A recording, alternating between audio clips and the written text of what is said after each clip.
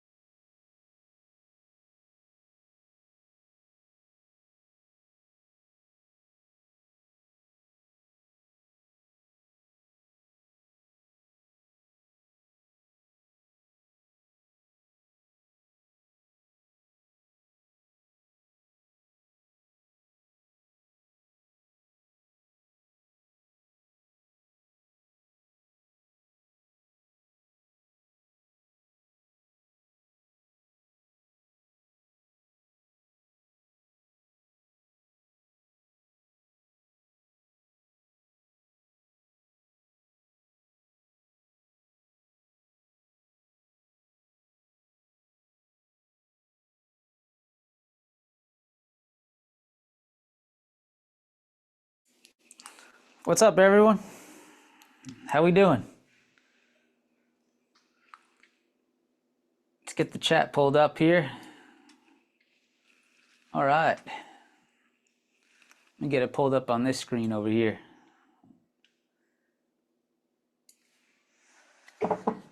Looking like a car salesman. What's up, everyone? How we doing? Yeah, I got the poll on today. What do we got? How many people? I think we'll be good. We got a cap at 1,000. So if you know anyone that wants to be here that's not here, tell them we got a cap at 1,000. Because I am not paying $990 a month for 3,000 people. Just so you know, that's how much it is. 3,000 people in a Zoom meeting, $900 a month. So, not doing that. 1,000 it is. Good afternoon, guys. All right. So just about 6 o'clock. We'll wait a few minutes for some of you guys to jump in, but today we are basically just going to, I got a little bit of a deck for you, a little bit of a presentation. We're going to talk about why key levels. We're going to talk about why they're important, why they should be important to you, why they are something to be implementing into your trading, and just the importance of them overall. We'll then move into some live examples, which is just live trading that I've put together for you guys. And then finally, we're just going to go ahead and do it all together real time. So we're going to get our levels ready for this week on the S&P, the NASDAQ, the SPY, and the Qs. So we're going to do that probably about an hour and a half to 2 hours today. So it could be a pretty long one. This is going to be recorded. It will only be recorded and posted for people inside of our community. So this is not going to be repurposed. I'm going to send it out to the people inside the group. I'm not going to just share this publicly. So if you guys are here and you're here live, way to be here. That's awesome. Let me go ahead and close this door 1 second so we don't get any noises.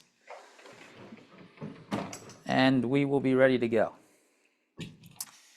All right, so let's go ahead and start the deck, and then we're going to use, I believe there's a Q&A function. There's going to be a Q&A function. Guys, I'm not going to be reading the chat to answer every question from left field during the live session. It's not fair to the, probably 1,000 people that are going to be here.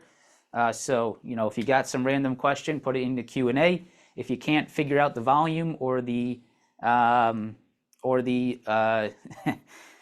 not getting into it, okay? If you can't figure out the volume, you can't figure out how to see the screen, well, unfortunately, today you won't be able to hear or see the screen. To the 600 people that probably can hear it, then they will hear.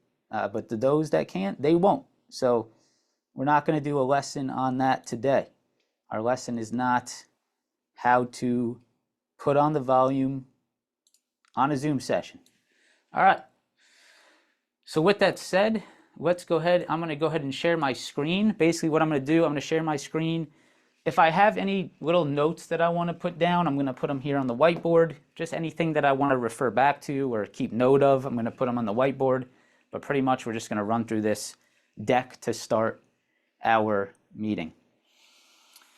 I maybe want to give this, I might give it another minute or so before we start, just because I know we still got people coming in. So I think it's probably right to wait just a few minutes. So let's do that. I guess just to kill some time, we can talk about this upcoming week. I guess let's just do that. This upcoming week, definitely some opportunities. We saw a little bit of a weakness out there, definitely some rejections up at all-time highs. And it's something that I think will be good for today's lesson is that we're trading at all-time highs. So this could teach some of you guys out there how to be trading at all-time highs, how to set our levels at all-time highs, because technically when you're at an all-time high, there's no levels above, right? So how do we sort of put a level where nothing has happened before? It's all about allowing price action to develop, allowing the market to trade, right? And sometimes trading at all-time highs requires a lot more patience because you don't know what's above. You don't know what's there as rejection potential on the upside, right? Because you've never tested these levels before. Something that's going to be really important in today's lesson is about letting levels get tested, having patience, allowing things to develop before you just start executing positions and executing trades, right? So I think this will go really well with today's lesson, where the market is right now. Because a lot of people, I guess you could say, we're only trading at all-time highs so often, right? Most of the time you're trading under a major high and above a major low. So you're trading inside of some type of a range.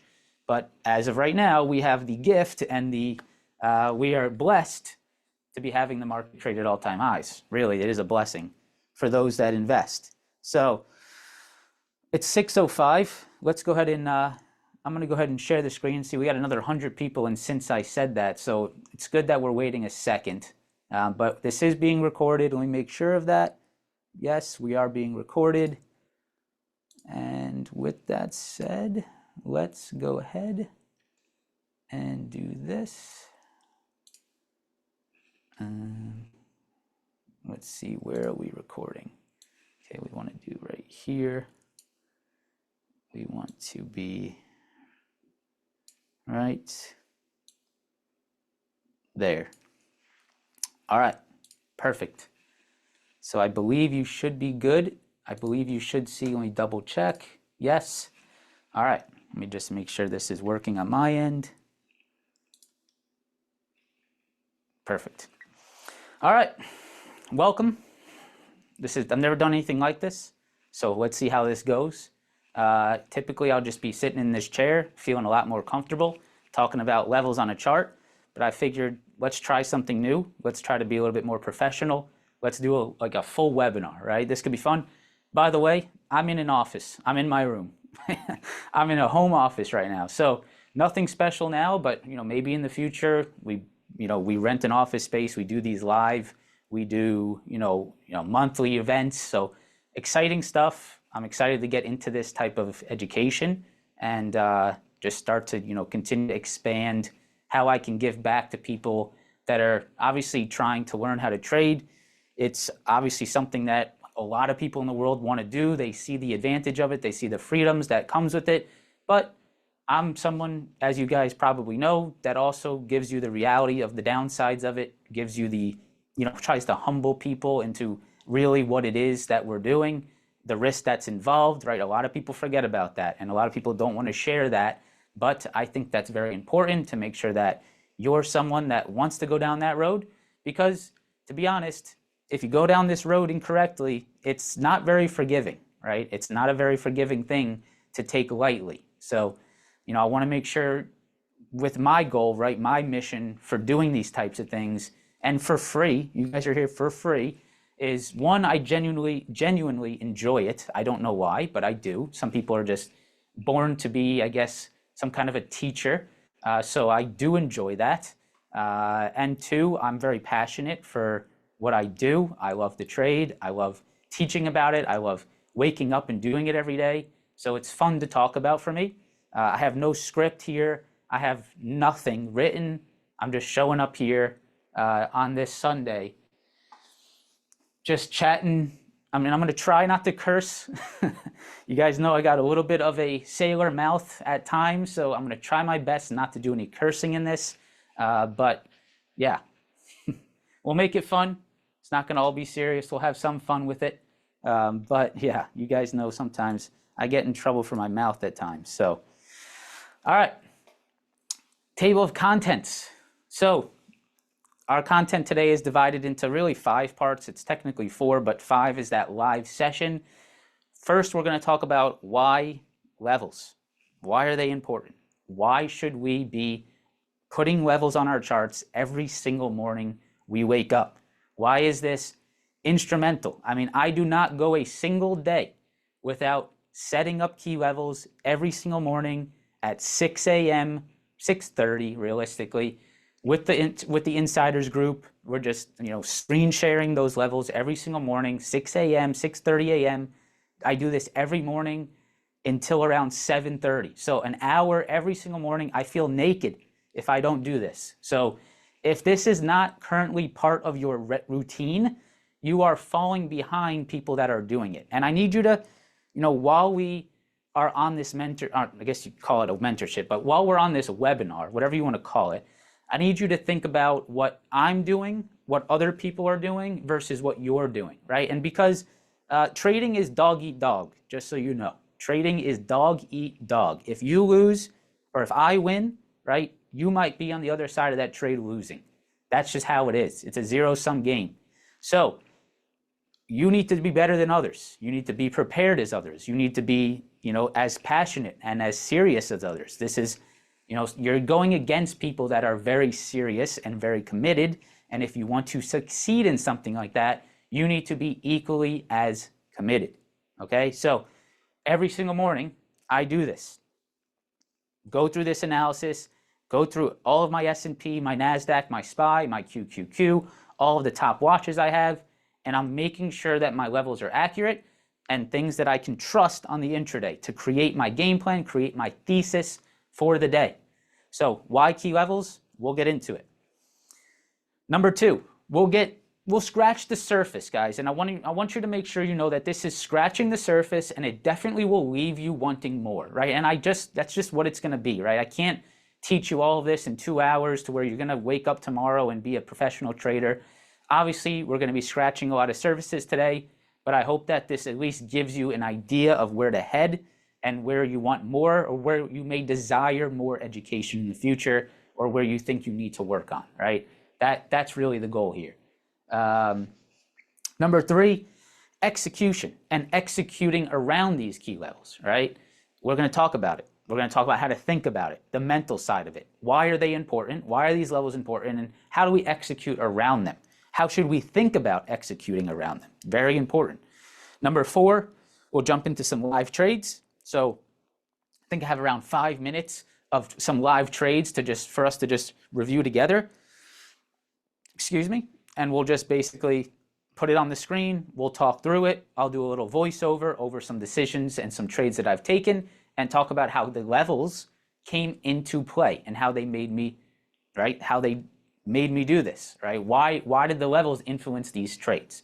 And then finally, Like I said earlier, just a nice simple analysis on the S&P, the SPY, the NASDAQ futures, and the QQQ. Okay? All right. So that is that. Let's go ahead and got the Discord going. 180 spots left. Yeah, not many left. All right. Let's go ahead and get started. So you guys mostly know who I am, but just for the purpose of today, who am I? About me. My name is Vincent Desiano. I grew up in Merrick, New York on Long Island. My parents are in the restaurant business. They have nothing to do with finance. They taught me absolutely nothing. I've never been handed money in my life. My parents do well, but they never handed me money. There's a difference there. They want to see me succeed by myself. And I told my dad at a very early age that I'm not interested in running restaurants. So I saw, what he did and the in and out that the work that was required. And I said, I'm a little bit more interested in something that is working smarter, not harder, right? So at a very early age, I said, not for me. And I went down this road that pretty much no one believed in, right? And I started right when I was 18 years old, and this was before anyone believed in trading, right? Trading is becoming, I want to say trading is starting to become a little bit of a skirmished, or it's not the right word, a tarnished thing, which is pretty sad because of what's going on online and what people think of a trader is. To me, I think of a trader locked away in his office and just, doing what he needs to do to make money on a daily basis. Obviously, you push the limits a little bit online and social media, which I do indulge in slightly, but I think it's taken a pretty harsh turn to some regard, and it's not really what I started this out, right? The thing that I'm happy about, and the thing that I'm very, I'm very proud of myself for, is that I started this when this wasn't a thing online, right? I didn't start trading because I saw people making money running communities and running mentorships. Now, of course, I have, and I'll be the first one to tell you, I have done some of that, and I will continue to do that because I believe that my value is high. I believe that my education and my experience is worth money. So of course I'm going to do that, but I didn't start this during that peak time, and I did this and started trading because I loved it. And I think that's something that's important for you guys as well. You need to love this. You shouldn't be attracted to just the dollar amounts or the lifestyle. You need to like trading, right? And I think a lot of people fall short there. They don't want to wake up every morning. Do you know what it's like to wake up at 6 a.m. every morning for the last 4, 5, 6 years of my life and look at a chart every single morning, right? Do people want to do that? Some people don't, right? I have no problem waking up in the morning, making an espresso, and sitting at this chart at this desk every morning. It does not bother me. It actually excites me, right? This is something that you need to find within, right? And so I want to talk about that. Just, I know this is not what the mentorship or the I know this is not what the what's going on. We're already losing our mind in the chat, or no?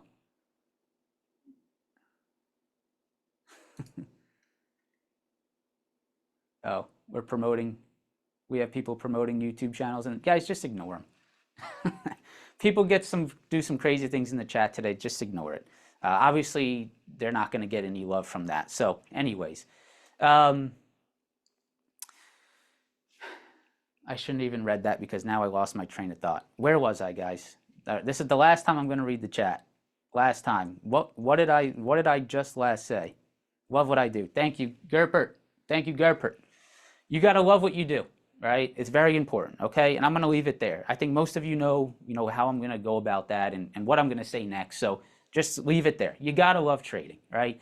I've done this for 12 years. I've made over $1 million trading, and I say that with my chest. I'm not scared to say that. Someone can come into this office today, ask me to log into my broker. You can stand behind me, and I will show you exactly where the $1 million came from in my brokerage account. Not scared to show it. I've showed it online plenty of times, and that's that. And you know what? Maybe later in today's, and I will do that. Later in today's session, we'll pull up my E-Trade account.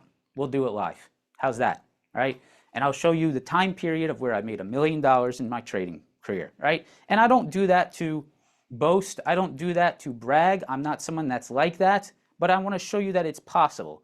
And what I do, the stuff I teach, it got me there, right? So of course, what I do is not directly relatable, or it's not trading. You can't just take what's in my mind, put it in your mind, and you're going to have the same results. So I want you to understand that, right?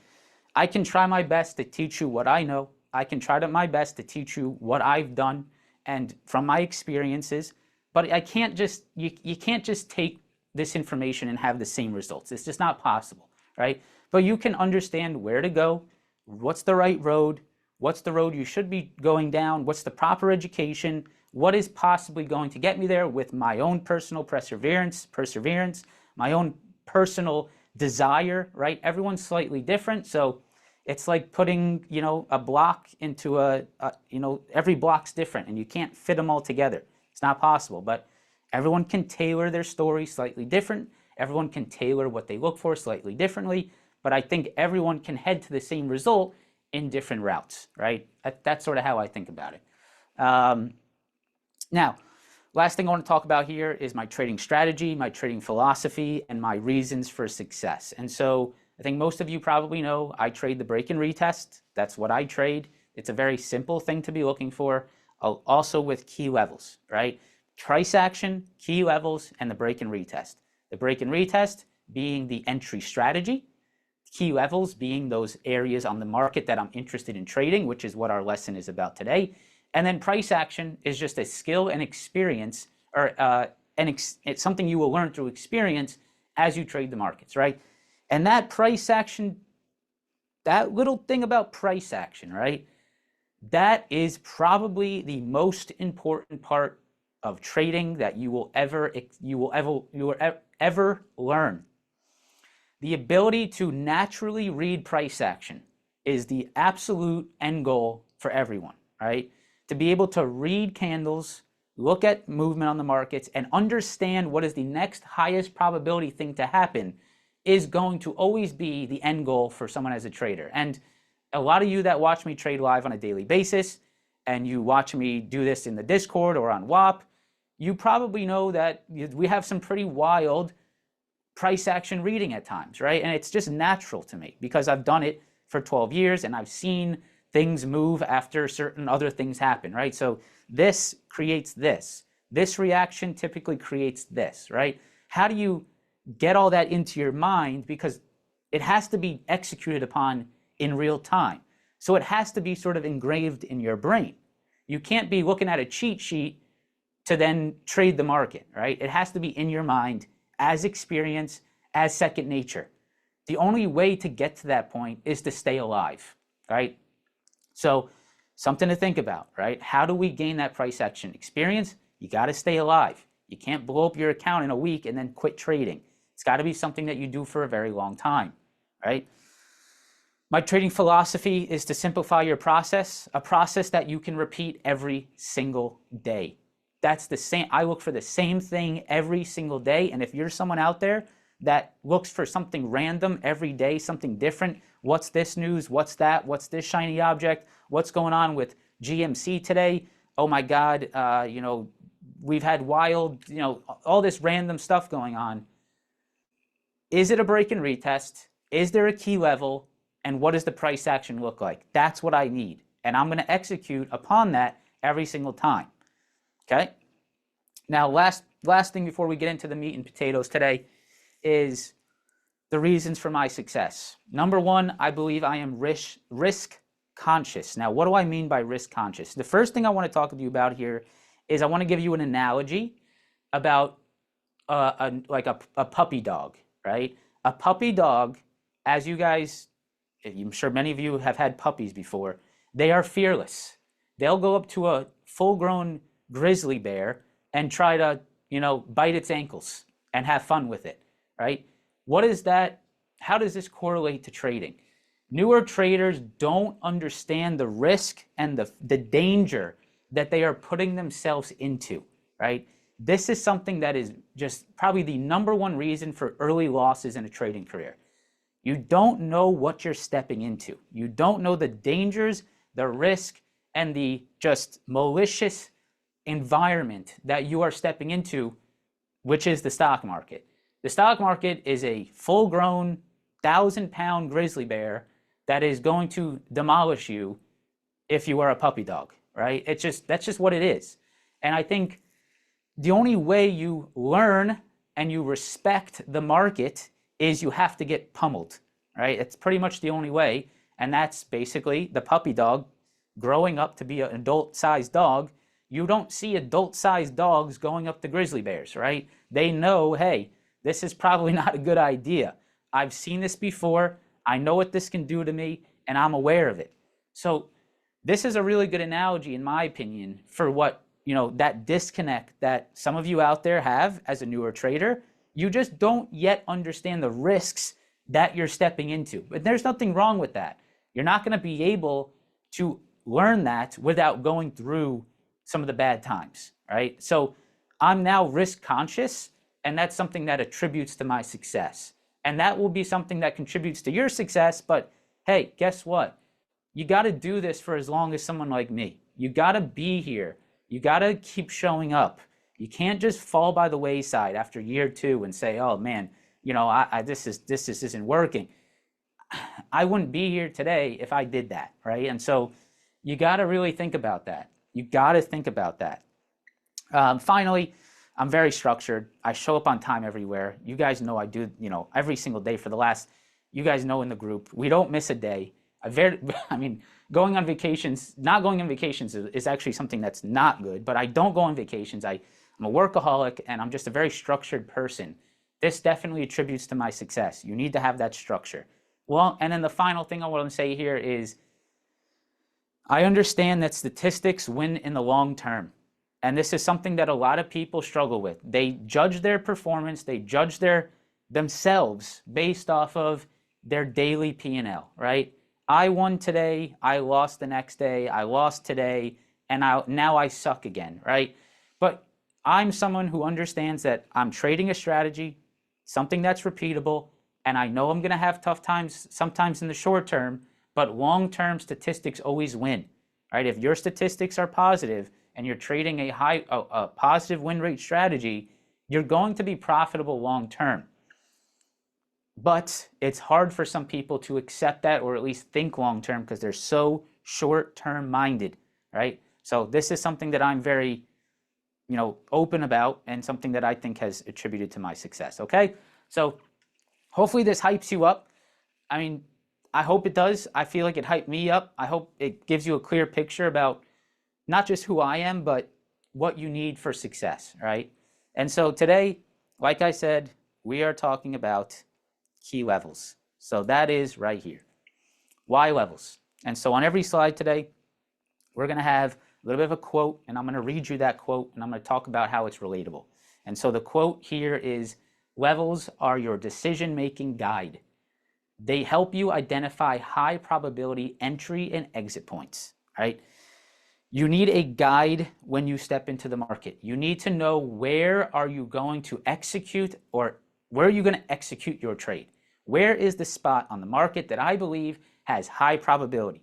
Where is that spot? Not what's a random bull flag doing in the middle of nowhere at 9:35, or hey, we have a double top at 10 o'clock and I'm going to randomly short it, right?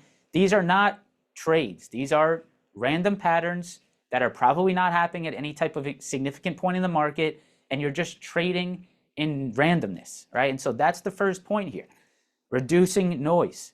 I would say that if you look back at your trades, 95 to 99% of your losing trades, I would say maybe more like 90% of your losing trades, likely were a trade that had no significant level anywhere near it, right? You were just either bored, you just thought that, hey, there's a double top, or hey, there's a bull flag, or hey, there's a trend that's holding, and it's not at any significant point in the market.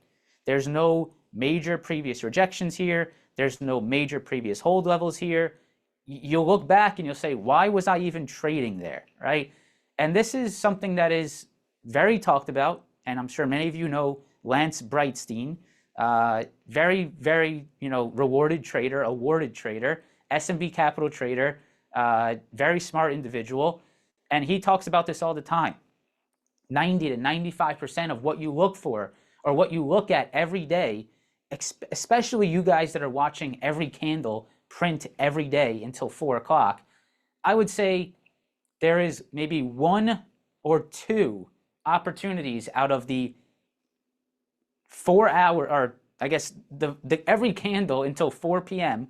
Who can give me the amount of candles that happen every day on the 1 minute? How many minutes are in a, so it's open for 6.5 hours. We're open for how long were you open for? 11:30, 12:30, 1:30, 2:30, 3:30, 5.5 hours. So that's 330 candles. 390. Sorry, I did my math wrong. 390. 330, right? Was it 6.5 hours? Okay. 6.5 hours. 9:30, 10:30, 30, 11:30, 12:30, 1:30, 2:30, 3:30, 4:30. 7 hours. 6.5. Okay, it's 6.5. All right. 6.5. All right. We'll do that. We'll do that lesson next time. Obviously, we have conflicting numbers in the chat, which is funny as well. 390 candles every day, right? How many candles do you think out of those 390 candles actually present an opportunity for an entry point? Very few, right? Maybe 10 to 20 candles a day, maybe 10 minutes of price action provide maybe 10 to 20 minutes, maybe 30. Let's push it to 30 just to, be generous.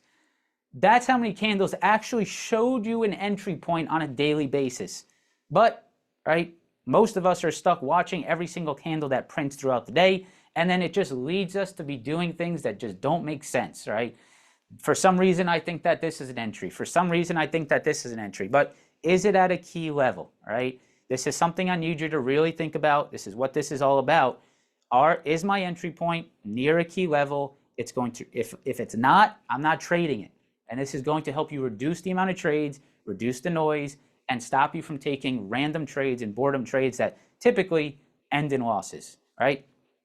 Second thing, the accuracy of our level is 100% the most important thing. The only thing I'm going to say for this is an analogy, which I'm sure a lot of you guys have heard: garbage in, garbage out. And I still have these days at times where, hey, maybe my analysis wasn't as spot on as it should have been. A little bit of a garbage in, garbage out situation where, hey, my level was off by a few points.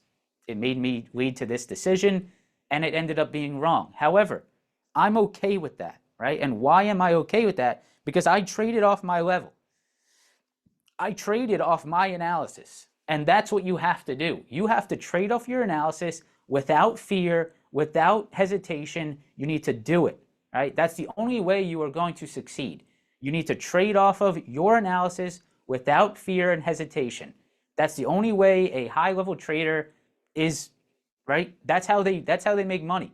So, of course, your analysis maybe is not at the level of someone else's, but a top trader analyzes something and trades off of it without hesitation. They're not going against what they game plan. They're not going against their morning plan. They're not going against everything that they created, right? They see it, they take it, right? And so that's important. We have to make sure our analysis is accurate. So obviously with time and experience, we can get there. Structure. Structure's your day, right? Structure's where you're going to enter. What's the thesis? You guys know every day on the pre-market live streams, right? We have, hey, S&P 500s potentially going, if it fails under this level, we could see downside to this level, right? And so that structures my day. It gives me a thesis on the day. Okay, if we break X, it's going to go to Y. If we break and hold above X, we're going to go up to Y. And I'm structuring my day, creating my thesis, giving myself some kind of structure intraday, right? Which helps me reduce trades, only take A+, right? All these things that are very helpful. Finally, versatility. If you know how to create key levels, you can create them on the futures, you can create them on individual equities, you could trade options off those levels, you could trade Forex, right? Forex traders use key levels, right? Any market, crypto, they're all trading off of key inflection points that happened in the past. That's it. Where has been an inflection point in the past? And I'm going to analyze that for the future, and I'm going to make decisions at those points. That's it, right? Simplifying it down to that level, okay? All right, so next, the process, right? The process.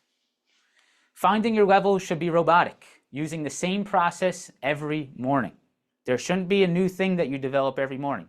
Every day I step into the session with the group, and we go over the levels around 6:30 a.m. I'm looking at the same things. I'm starting with my ES, my SPY, my NASDAQ, my Qs. I'm going into the SMH. I'm going right into Bitcoin. I'm going into maybe the Dow or the IWM. Right? I'm looking at my markets. Then I'm moving on to my Teslas, my NVIDIAs, my AMDs, my Metas, and I'm charting out key levels across, that's a robotic process that I've done the same thing. It's just sickening to even think about how robotic that process is. But it has to be, because when I step into the markets and when the bell rings at 9:30, I can't be thinking about my analysis. At that point, it's over. Right when that bell rings and the market starts trading, my analysis, my ability to analyze significantly declines. Right? I can't be thinking about analysis while I'm trying to execute. Right? That's too much. So what I do, right, and what I recommend is my analysis is done. Now it's time for me to execute it. And I'm going to execute fearlessly off my analysis that I've done all morning. Now, a lot of you, and I'm not naming any names, and I don't know any names, so I can't even name them, but I'm looking at you, right? You who wakes up at 9:15, who maybe wakes up at 9:30, maybe they had a long night, and you decide, okay, I'm going to get on the charts at 9:30, bell just rang, let's make some money. You're doomed. You're screwed, right? It's going to happen every single time. And if you make money, you got lucky. And just put it at that. Because you didn't have a process. You didn't prepare yourself.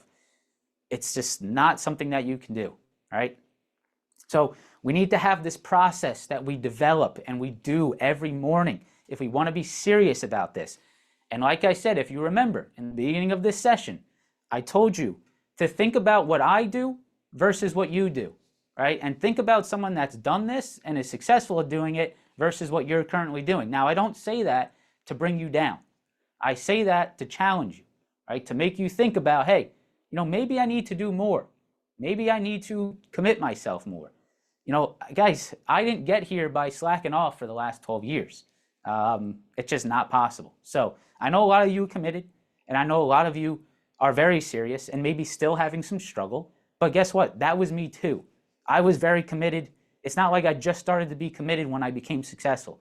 I was committed for the last 12 years, and I only got successful about 6 years ago, right? So you got to go through it. Even, you could be very committed, but you still need to keep showing up, okay? All right, so let's talk about the higher time frames, right? The higher time frames, okay? Number one, it always starts in the higher time frames, creating our levels, the dailies, the 4 hours. We need to start there. That's almost, I would say the lowest time frame would be the 1 hour.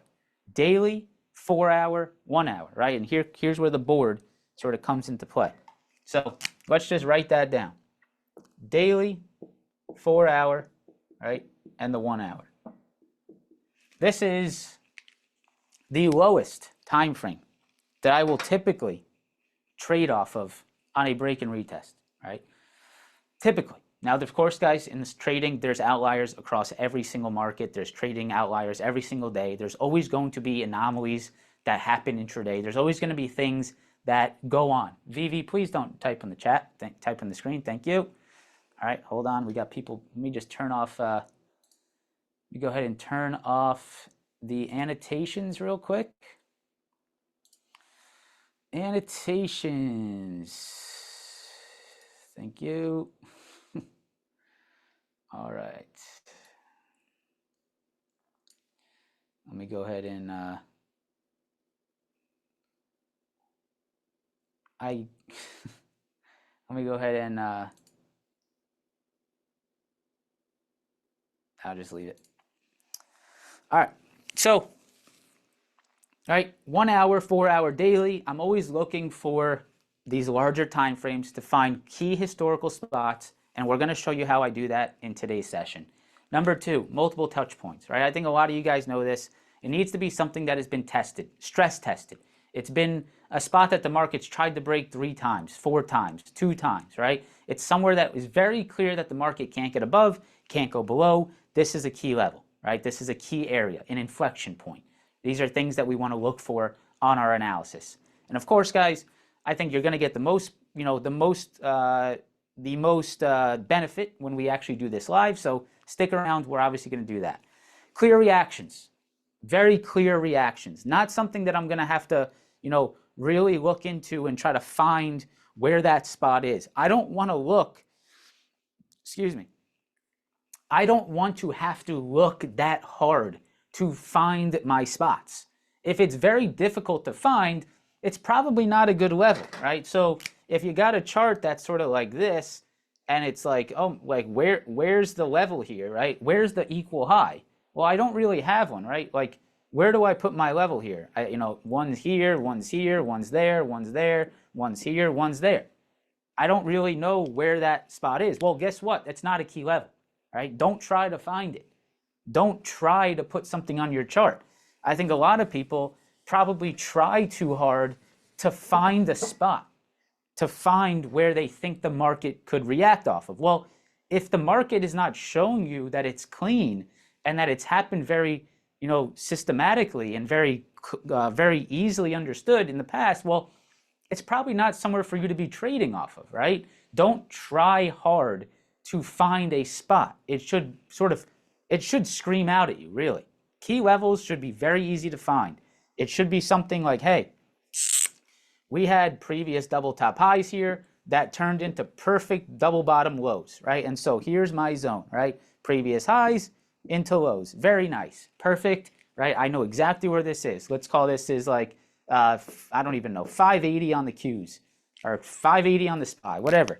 Right? It doesn't matter. But it should be something that's very, very clear. It shouldn't be hard to find, okay?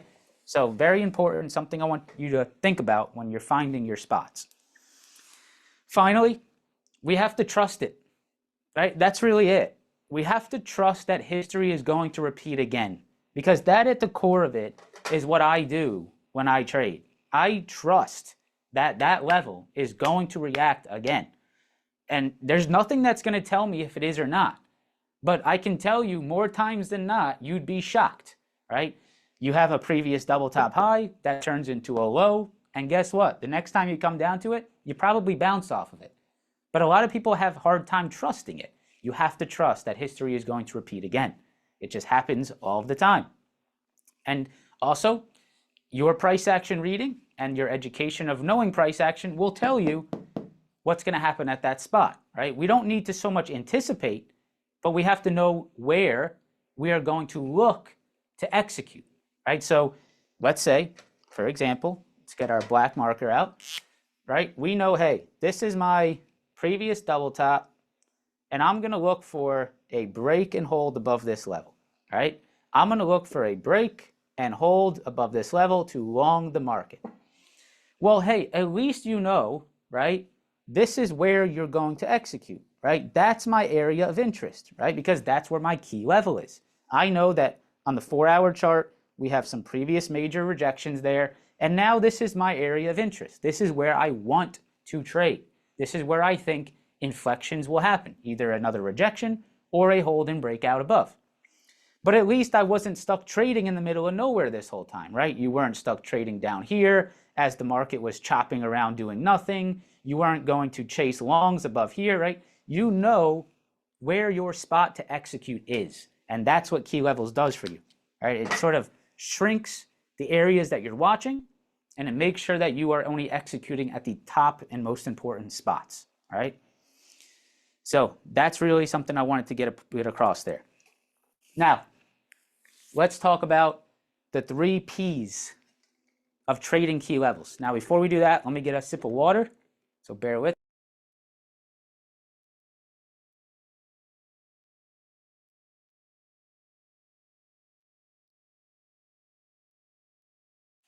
All right. Yeah, you guys can click on the top of the Zoom. You're going to see like Vincent Deciano's screen versus just my name. You can click whatever one you want to look at in the bigger, right? The bigger part, whatever one you want to look at. So next, executing. When price action breaks a key level, you have a reason to trade, right? That's what we just talked about here. When price action gets to your key level and breaks it, whether it's above it or breaks below it, you have a reason to trade. Now, I could also argue when price action just touches that key level, you have a reason to trade, right? Whether that's a rejection or that's a breakout above. And of course, we'll get into the charts and we'll do all of this together if you're having a hard time sort of visualizing it in your head. But when price action gets near or touches one of our key zones, our key supply, demand, key levels in the market, now we have reason to trade. Now, I know a lot of people get stuck trading when there's not a key level. They're just random spots in the market. Executing only and only having to, and if you think about this, you have to be able to only execute at a high level only at certain points during the day. Now, the reason why I think a lot of people struggle is because they're trying to execute on whatever the interval is, right? Every 10 minutes they're trying to take a trade, or, they get in one trade, they get in another. They execute that, they get out. They're all over the place. They're trying to think about things and execute at a key level probably 10 to 20 times more than someone that's basically blowing them away, right? So you're just spinning your wheels, keep on trying to make decisions all day, where, hey, one guy comes in, makes one decision, makes more money than you, right? All he does is, hey, we hit a key level, take my long, done for the day. And then you're there, right? Some other trader's there taking 1,000 different trades all in sideways consolidation all day, right? So let's say, markets consolidate for 2 hours. You're trading all over the place. Market's going sideways for 2 hours. Doing this, you're trying to find a trade all day, and then maybe 2 o'clock, you do a break and retest, beautiful long, done. This trader took one trade, he's up $2,000, right? This trader took 20 trades, and he's, down $2,000. And so you only need 1 or 2 opportunities per day, A+ opportunities that actually are implemented off of a key spot, an inflection point that is broken on the intraday, or let's say over multiple days, right? And so this is the 3 P's of trading key levels. Patience. And you guys can read this slide if you want. I'm just going to sort of talk based off what I know, right? Patience. You need to wait for the market to hit that key spot. If you do not have patience and self-control for the market to trade up or trade down into one of your key levels, you are going to just get, death by 1,000 cuts, right? You need to have the patience and self-control to let the market trade to one of your key levels, right? That's the number one thing. That's important. Number 2, precision, right? You need to then have precision when you're trading at it. So you have patience until it gets to it, and then you need precision when it gets to it, right? And the accuracy and the ability to execute precisely when it gets up into that level. Now, I would say that your ability to execute at a high level would be much higher if you weren't just coming off of 1,000 trades and going on tilt, right? So let's say, both trader 1 and trader 2 do take this long, right? They're both there. Hey, they're both there. They're still interested in, hey, they both do take this trade, right? I would say that trader 1, that's his first trade of the day, probably executed that 10 times better than trader 2 that's been all over the place for the first 2 hours of the market, right? So you need that precision to execute, and I would say if you can reduce how many thoughts and how many decisions you're making every day, you're probably going to execute the top opportunities at a much higher level, right? You need to remember that the brain is a muscle. It is, right? And guess what? It gets fatigued. I can feel mental fatigue. I know what it feels like. After doing this for 12 years, I know exactly around 11 to 12 o'clock, I can feel a fog run over my head. I just feel it every day. And I know that my decision making is going to decline, right? And I'm sure a lot of you guys feel this, but how many of you actually listen to it? How many of you actually listen to that, right? That you're like, holy, this something feels off, right? I'm just not really getting it. You need to listen to that. It's very important, okay? Probability is the last P. You need to trust that probabilities are at their highest when you are at a key inflection point, right? This is when your probability is at its highest, when you have hit a key level. So you had patience for it to get there, you're gonna have precision to execute, and you understand that your probability is at its highest when it gets there, right? Something crucially important, okay? All right, so that's it for our deck. What we're gonna do next is we're gonna go over some live trades. Let's watch live examples. There's no better test than the live markets. So we're going to do that, and then we are going to jump into the live, doing the levels together, okay? All right. So let's go ahead and stop sharing our screen real quick.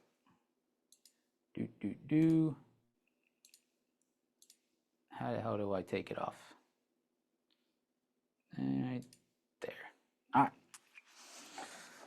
All right, so now I got to change, bear with me as I change this all around. 989 people. Wow. It's pretty interesting seeing all the faces. How's everyone doing? Thumbs up. Love it. Patricia. How you doing, Patricia? I always want to say Patricia because I'm Italian, but I don't know. All right, let's go into this, changing. All right, boom. And now let's pull up the live trading. How did the futures open, by the way? Let's see. I actually have the charts pulled up. Futures opened slightly green, okay?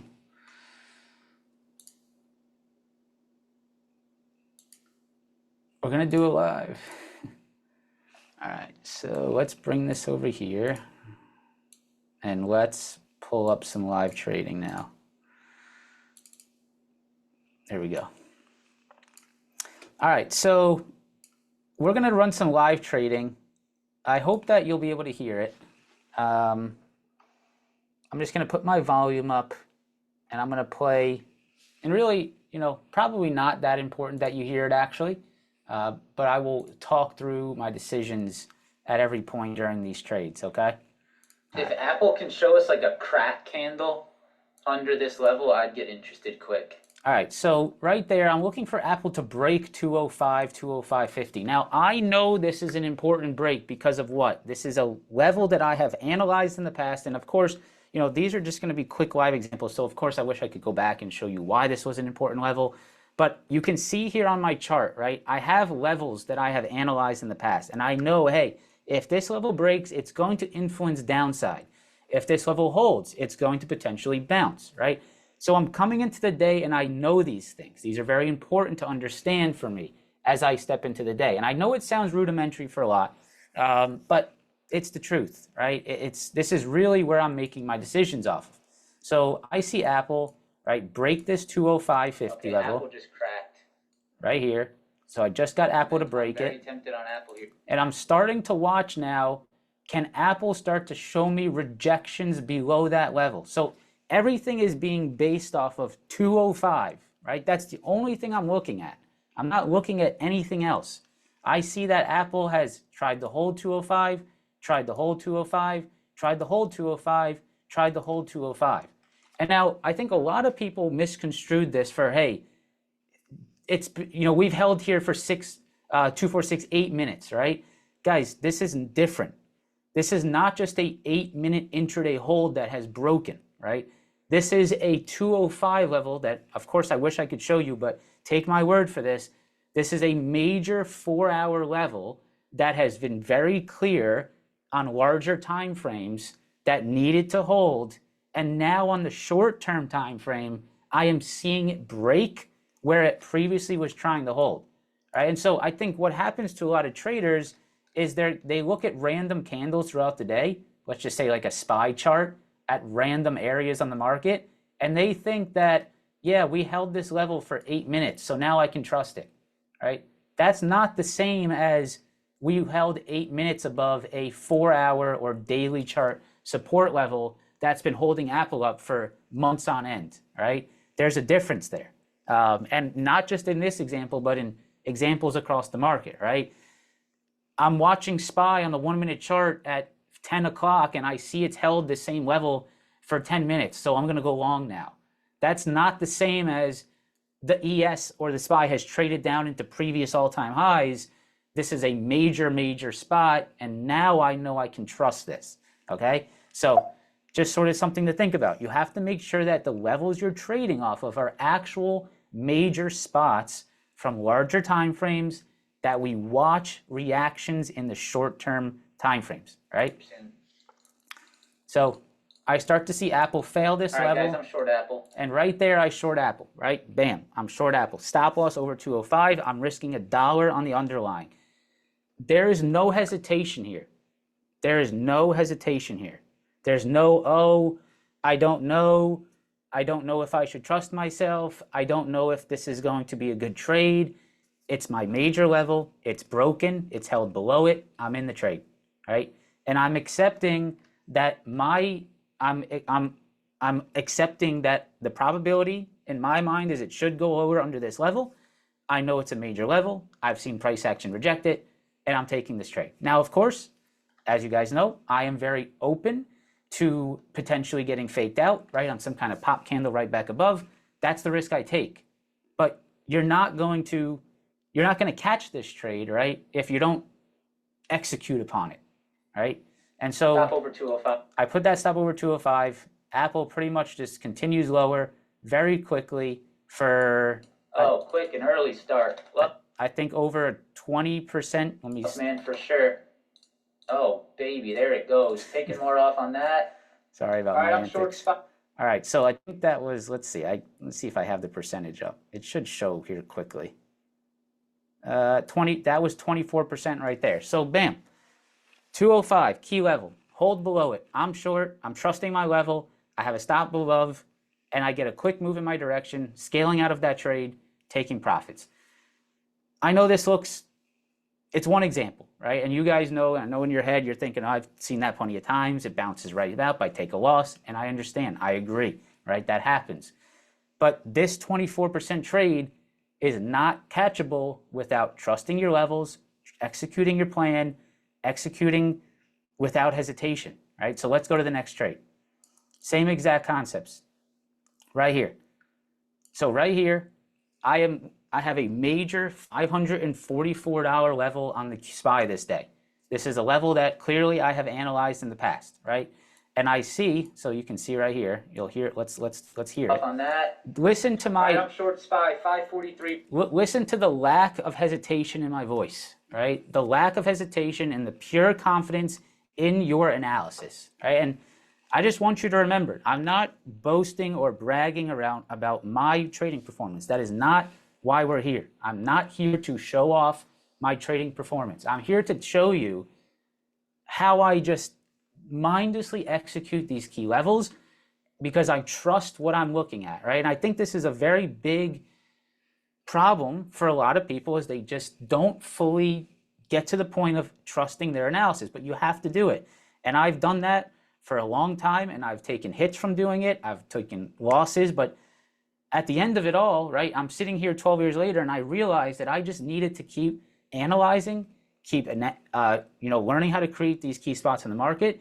And I've seen enough reactions at these key levels for a long period of time to where I realized I just need to take these shots, and I need to trust this, and I need to execute when I know something is breaking a key area. But that's too clean, man. You got to take that. Right? So stop loss over 544. That's the break and retest, right? We have 544. This is a major key spot on the market. Now, of course, I can't show you, which I sort of wish I can now. Maybe it's something I'll improve next time, where I can actually now refer back to this day, which we actually could. So let's just keep that in mind. Maybe I'll do that after.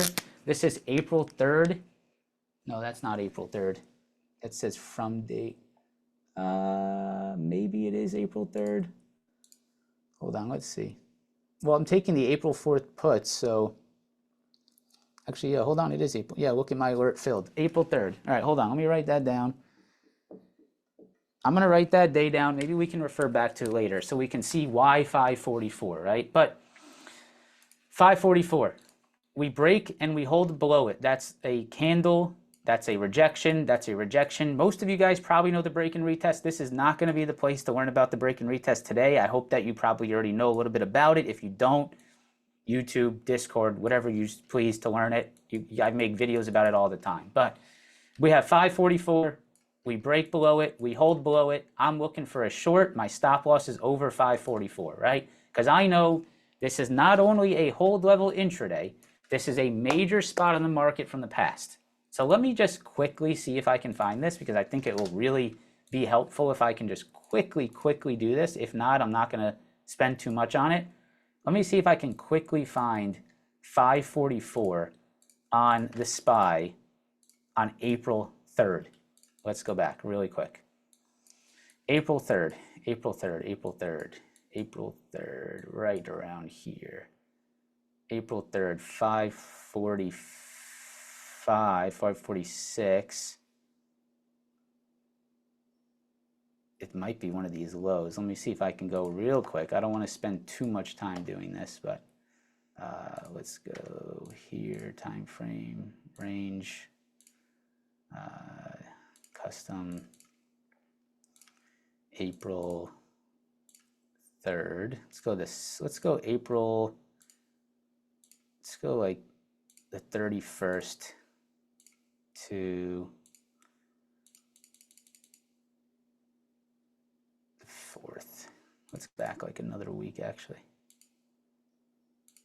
All right, let's see here. 544. It's got to be one of these lows. Is that 544? Let's see if I can zoom in now. Oh, God. Damn it. Just went off that range, of course. All right, I'm going to do this later. I will do this definitely for next time. This time, I'm not going to waste too much time. Bear with me. I'll try it one more time before I give up. Let's go 5 minute. Boom. April 3rd.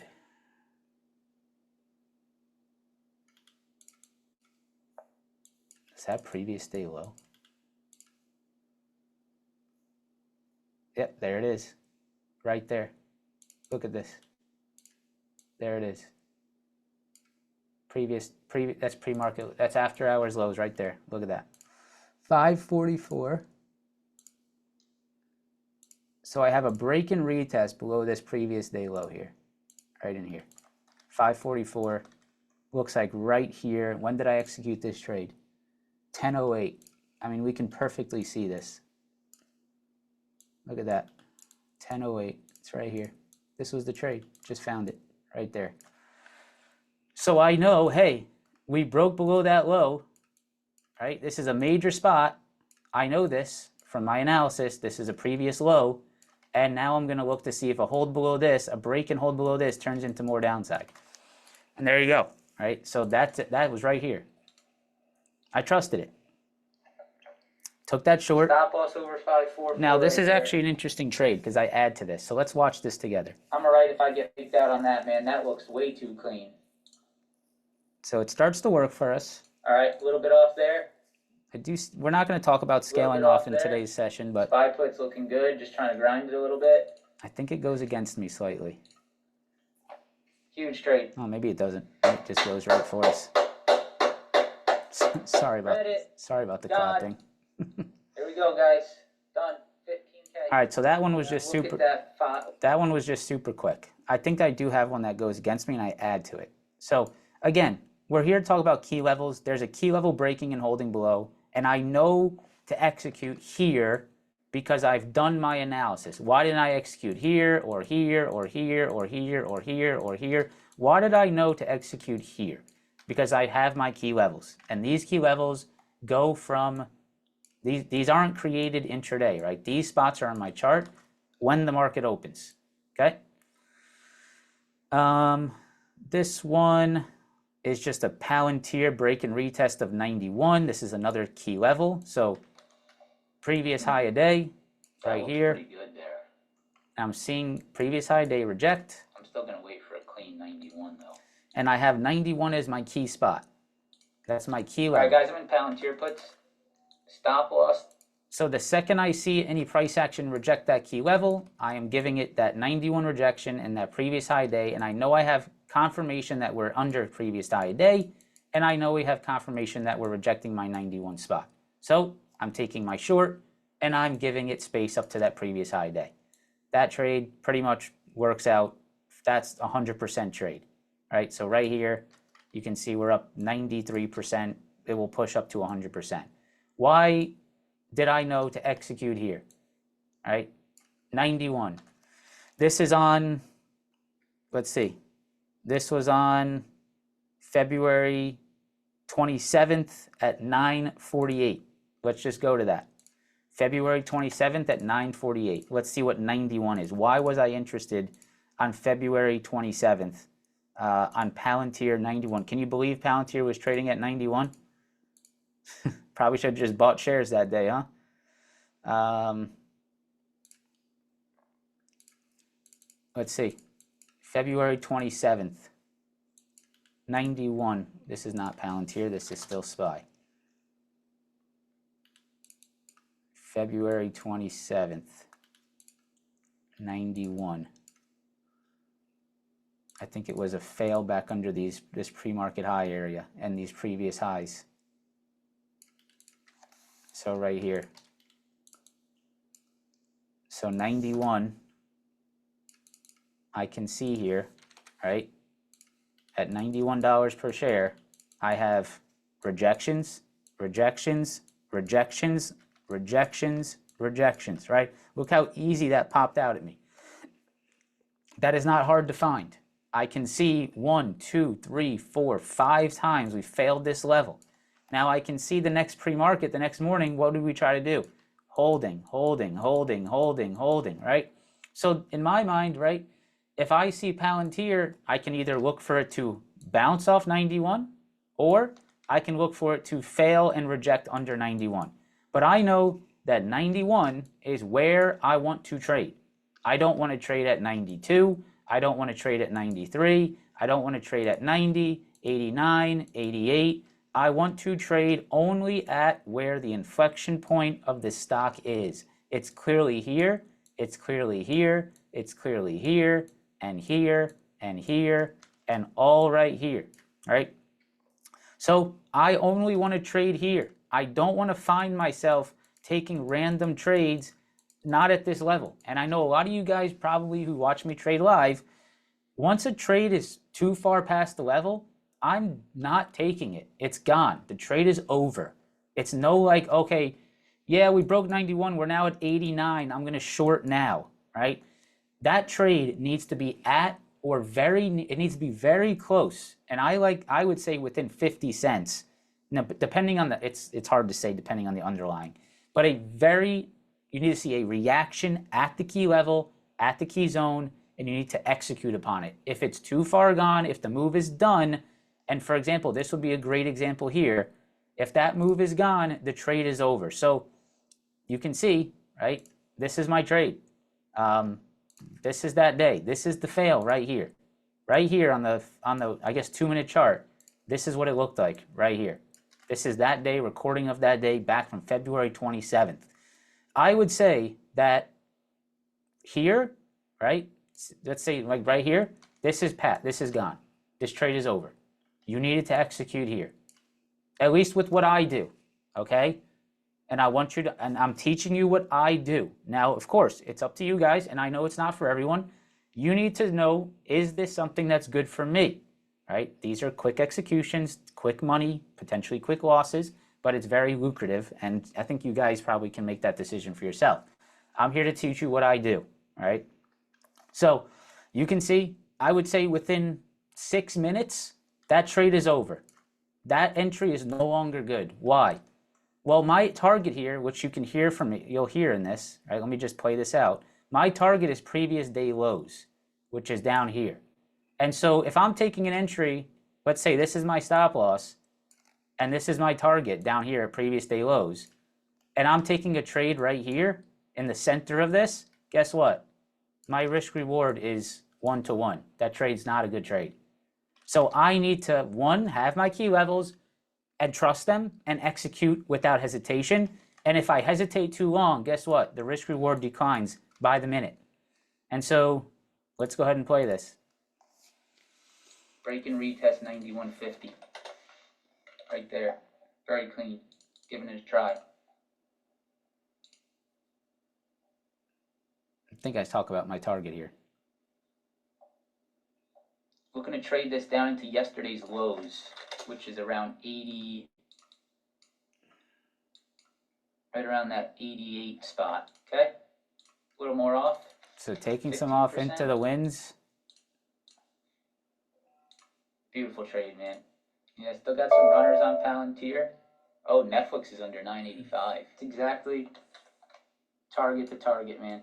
Short cues, stop over 4. All right, so that was Palantir. Here's the cues. Next trade. Cues. 472.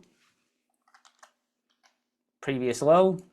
Break and retest rejection. And I can almost guarantee, right? I guess we could go back and find this one as well. But take my word for it, this is definitely a key inflection point somewhere on the larger term time frames. They always are. Double top, you know, we're holding that level intraday, probably because this was a major inflection point that the market tried to hold above. It didn't get back above this VWAP, it rejected. Now we're seeing a break and hold below this major inflection point on the intraday chart, right?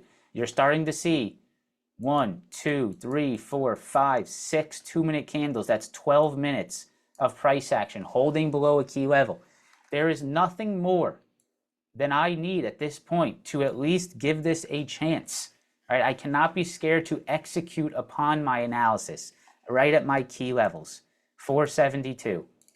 72. I actually add to this. I've got to try that. No doubt. I'm in the 471 puts. Too clean of a 19.4 retest. That's worth a shot. Let's speed it up. Risking like 20 cents. This ES 5560 may be there, but it does not look strong. It might give me a little whip for, it might give me a dance for my money, but I gotta be in that. This could be a flush. That's why I want to be in now. I might add to that. Oh shit. Look, you can see me starting to get ready to add to this, and I'll go back to why. Yeah, I added to that. I just added to that.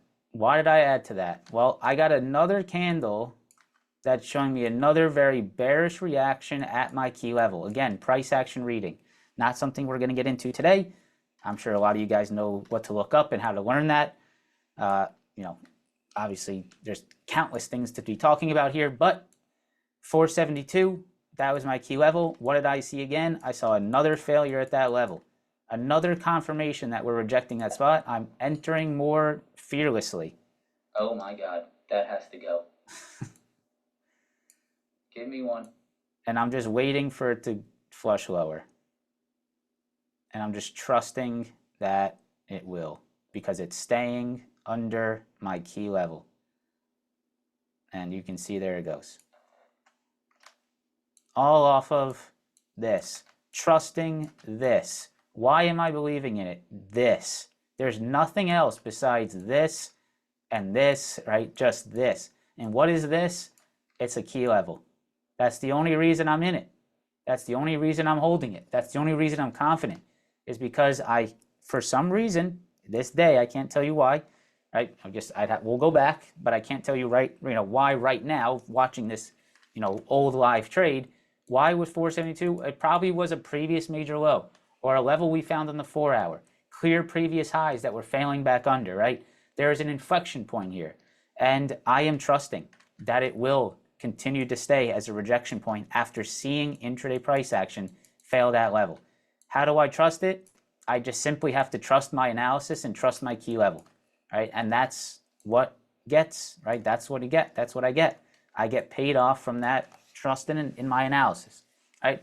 So some live trades for you. And with that said, what I want to go to next and what we're going to do next in the session is let's do some charting.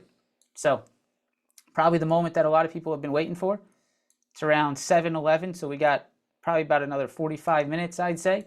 Let's pull up the S&P, let's pull up the SPY, let's pull up the Qs, let's pull up the NASDAQ, and let's start getting some charts going. Okay, so feel free to do this alongside me. Feel free to get your charts pulled up, and we can do this together. We're going to go ahead and put a fresh blank chart on the screen. So nothing there, completely blank. How do we draw this up? Okay, we're starting on the daily chart. Daily chart. So you guys can see right here, right? I'm going out and I'm making sure I'm not just looking at this, right? I think something to make sure we don't just want to look at a chart when it looks like this, right? Why? Because I know for sure there's some kind of pivot point in the past, right? That's gotten us to this high, right? Where was the market previously failing heavily? I need to find that spot. And so I need to make sure I zoom out enough to find that spot. And it's very clear here, right? Very easy to read. It's right in here, right? We can clearly see 6260 to around these highs here. And what I'll do, right, is I'll make sure to zoom in a little bit and try to read the exact highs and create my zone, right? So how am I creating a zone here? Well, let's take a look at this. I have a high here, right here. This high right here of this candle is 62.58 right there. So I'm going to go ahead and put my level at 62.58. And what I'll do when it's at 62.58 is I'll bring it up to the whole psychological level. So for me, 62.60. I'm typically not going to put it at 62.58. I'll put it at 62.60, right? Because that's just sort of that very clean psychological level, which definitely plays a part. Now, we also see highs here at 62.35, and we have highs here around 62.39, right? And so what I'll do there is I will create a zone in that area. 62.35 is the lowest point of that zone, which is right here. That's this lowest point of these highs. And I will now create my demand zone, right? So right there is my demand zone. That is this high, that is this high, that is this high. So I have encompassed 3 major daily chart previous highs inside of my demand zone. I now trust that if the market comes back down to that level, you will bounce. And it just so happens that that is the exact level that bounced twice over the last 2 months, right? It's not like some kind of, it shouldn't be even by surprise, right? Look at where the market bounced the last few months. It is exactly between that area, right here. That is the exact previous major highs. So that was probably one of the most prettiest opportunities you have seen in like the entire year probably, right? These longs are the best longs, I would say, of the entire year. Why? This is the first time in 2025 that you've broken a major high and turned it into support. And that is all based off of key levels. There is nothing else besides that. There's no Fibonacci, this BS, that fancy term that you hear on Twitter, this nonsense that's being spewed out of this unprofitable trader. There's none of that. This is simply a previous high turning into lows. That's it. That's it, right? And that's all that you really need to focus on is finding those spots on a long-term time frame, maybe bringing it down to the hourly, right, to find more intraday opportunities. So you're not just trading once a year, right? But you're trying to find more of these maybe on a 4-hour or on an hourly. And that's the lowest I would go, is like an hourly. Right? But that right there is ridiculously clean on the S&P 500, and this just happened. Right? So perfect. That's our first level. That's my first level on the charts. For me, moving forward, like my actual analysis moving forward, like what I'm actually going to trade off of, I would not have a level lower than that. I would delete every level below that level. It's just sort of pointless, right? There's really not much to, there's really no reason to keep levels below that. Clean up your charts, right? You can, maybe you keep them if you want to keep them, if you don't want to do it again. But for me, if the S&P is now breaking below this level, I better be, as we move lower, I'm going to be creating lower levels. But for now, I don't have any type of, I would not think that the market's going to break that level within the next week. And if it does, there's some other big problems going on. So for me, I clean up my charts. There should be nothing under this level for me. That's like the end-all be-all floor now for the rest of the year, right? If the market fails back under these highs this year, that is a problem, right? That would be a bad flip for the market. If we went back under these previous highs, that turned into perfect holds in June and July. If that happens, this market is probably flipping for some downside, right? So then we know, based off our key levels, that we probably are going to be looking for downside from this point, right? So we're just reacting to what price action is showing us at our key inflection points, right? Okay, so got the hourly chart. And then for me, right, when I look at this hourly chart, there's really nothing else that stands out to me on the hourly, personally. That's really it, right? I'm not going to try to find little highs over here somewhere that are just sort of not as clean. When you look at this daily chart, I'm pretty sure that most of you would agree, these are really the only clean reactions that I see here, right? Besides that, you really got to sort of dive down a little bit deeper. And so for that, we're going to go to the 4-hour, right? So now we go to the 4-hour, and let's zoom into all the price action that is above that major daily low, right? So now we're looking at this sample size right here, right? So what are we looking at? I would say my first spot that stands out to me is right in this area here, right? 63.30. I would call it 63.30. Maybe bring it down. Yeah, 63.25 to, let's call it, yeah, I'd say 63.25 to around 63.30, right? That's sort of where I would, and sometimes I'll sort of scale it up like this so I can try to find where those highs are all included.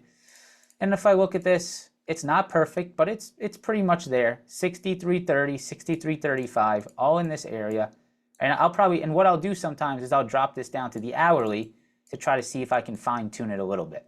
But for now, if I look at this 4-hour, I'm seeing some pretty clear previous triple top highs here, right here, right here, right here, that turned into lows, that likely created a nice downside trade here, and that turned back into lows here, right? So I'm seeing a lot of reactions at that 63.25, 63.30 spot, right?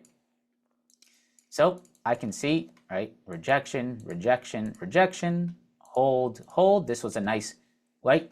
This was a nice long opportunity. This was a great July 18th, July 22nd. These were great long trades, right? So if you had this level on your chart on those days and you said, hey, it's intraday, it's July 18th, intraday, and look at this. We are holding above the previous high of the month, right? Since July 1st, we rejected the 63.25 to 63.30 high. It's intraday on July 18th, right? Let me go into that day, actually. Let's go to July 18th, and you'll see, like, okay, I know this is a big hold, right? This is somewhere that we were previously rejecting, and I'm now seeing some pretty damn nice holds at this level. So let's go to July 18th, and where is that? What did I just do? July 18th. Okay, sorry about that. Bear with me. Oh, that's why. Time frame. I did June. Okay, that's why. Hold on. let's just go July 16th to July 18th. Bam. Let's go, oh man, can I change that? Let's go 1 minute chart, why not? Where's the 18th? Right here. So July 18th, didn't really, yeah, I'll take that back, right? Not really a great trade, right? In terms of the intraday. And you guys know that happens. Sometimes levels just hold. They don't actually give you a great opportunity intraday. So unfortunately, this day, not really creating that great of an opportunity, but the level is holding. So, hey, level is holding, not really getting any good price action off of it, but it is holding. So maybe I'm going to look to stay patient on this, right? Maybe I'll take a swing trade looking for that key level to hold. So now, let me go ahead and just add the next few days. Unfortunately, I think that was a Friday. So we go back. Let's see if this is a great example. Sometimes I'm not going to have perfect examples for you. But yeah, unfortunately, that was a Friday. So not a great example, but you can see July 18th, we retest that level, we hold it, and we continue higher. So let me now just go back to our 4 hour. You can see not a great example on the intraday, but when you zoom out here, pretty clean, right? The market, previous high, high and high, into lows, very nice, and turned back into lows just recently, back last 2 weeks ago, right? Right there. Let's see what happens here on Friday, actually. Is there a clean, this isn't a pre-market, unfortunately, but a nice rejection right here that created that downside. So that would be my next level. Now for the 4 hour, the only other next level I really can see here on the 4 hour would be right in here, right in this 64. I'm going to take it from that 64. I'm going to go ahead and put that right there. 64.58, that's this high right here. 64.57.75. You have a little bit of a high right here that makes it a little bit messy, but I can see that I have some very clear holds, right? Above this 4 hour high, right here, and take a look at this day here, just previously this week. So if we go to the 5 minute chart, take a look at this long that happened. This is on PPI. PPI moved lower right into that 64, and you guys, actually, if you guys came to the live stream, you know we had this level. 64.60, right? You guys know this level. So how did we come up with that level on ES, 64.60? Well, we go to the 4 hour. We see that that's a previous major high. And you can see even here in the after hours today, extend that to left. We got that chart. We got that level. We have previous 4 hour major highs, and we have held that all of last week, right? So now I know this is a major spot. So now I'm going to go down to the hourly chart. Right, I'm going to go down to the hour chart and see if I need to, let's see where I can get a little bit more detailed in the spots that I am watching. All right, let's get a little bit more detailed.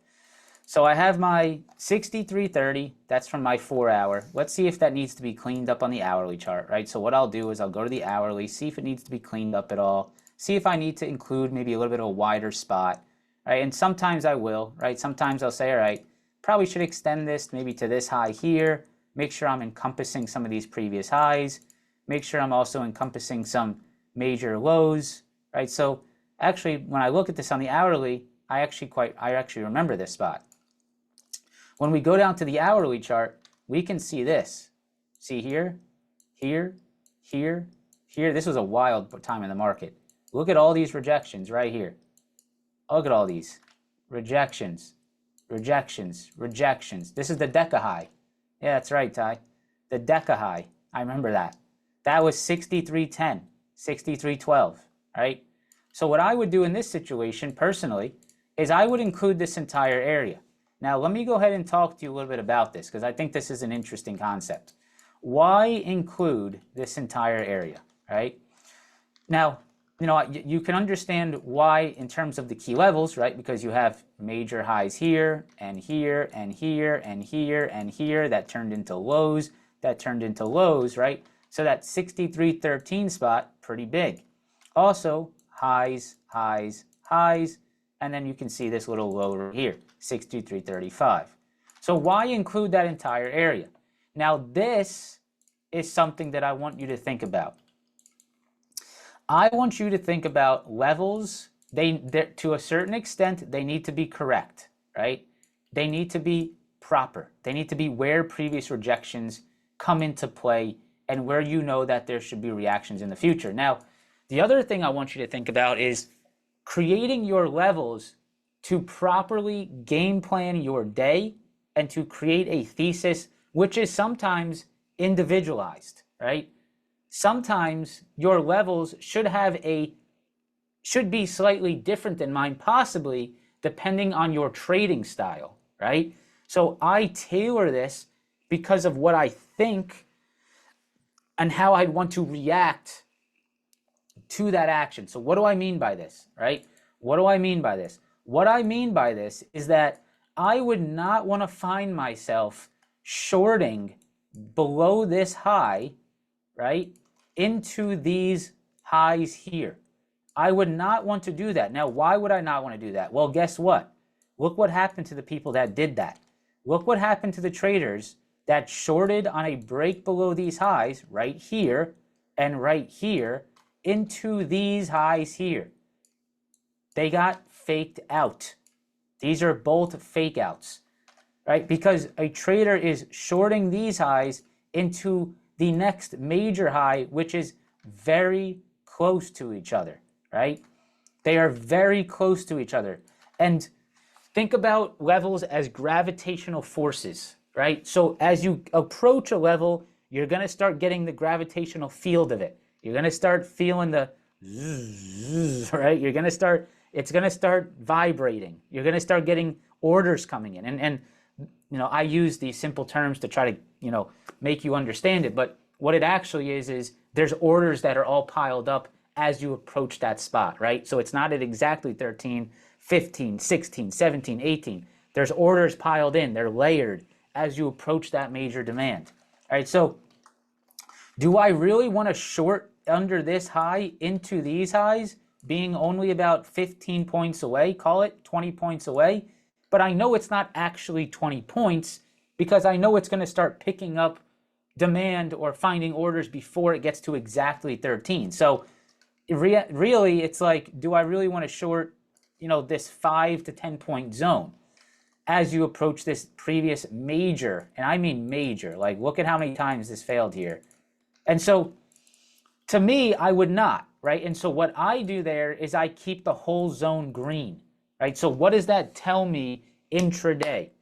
That tells me intraday to not be short the market. Or if I'm looking at Tesla or Nvidia or Apple or Meta or any stock, if I look up at my S&P and I see S&P is trading in some kind of a green zone, then I'm not shorting anything, right?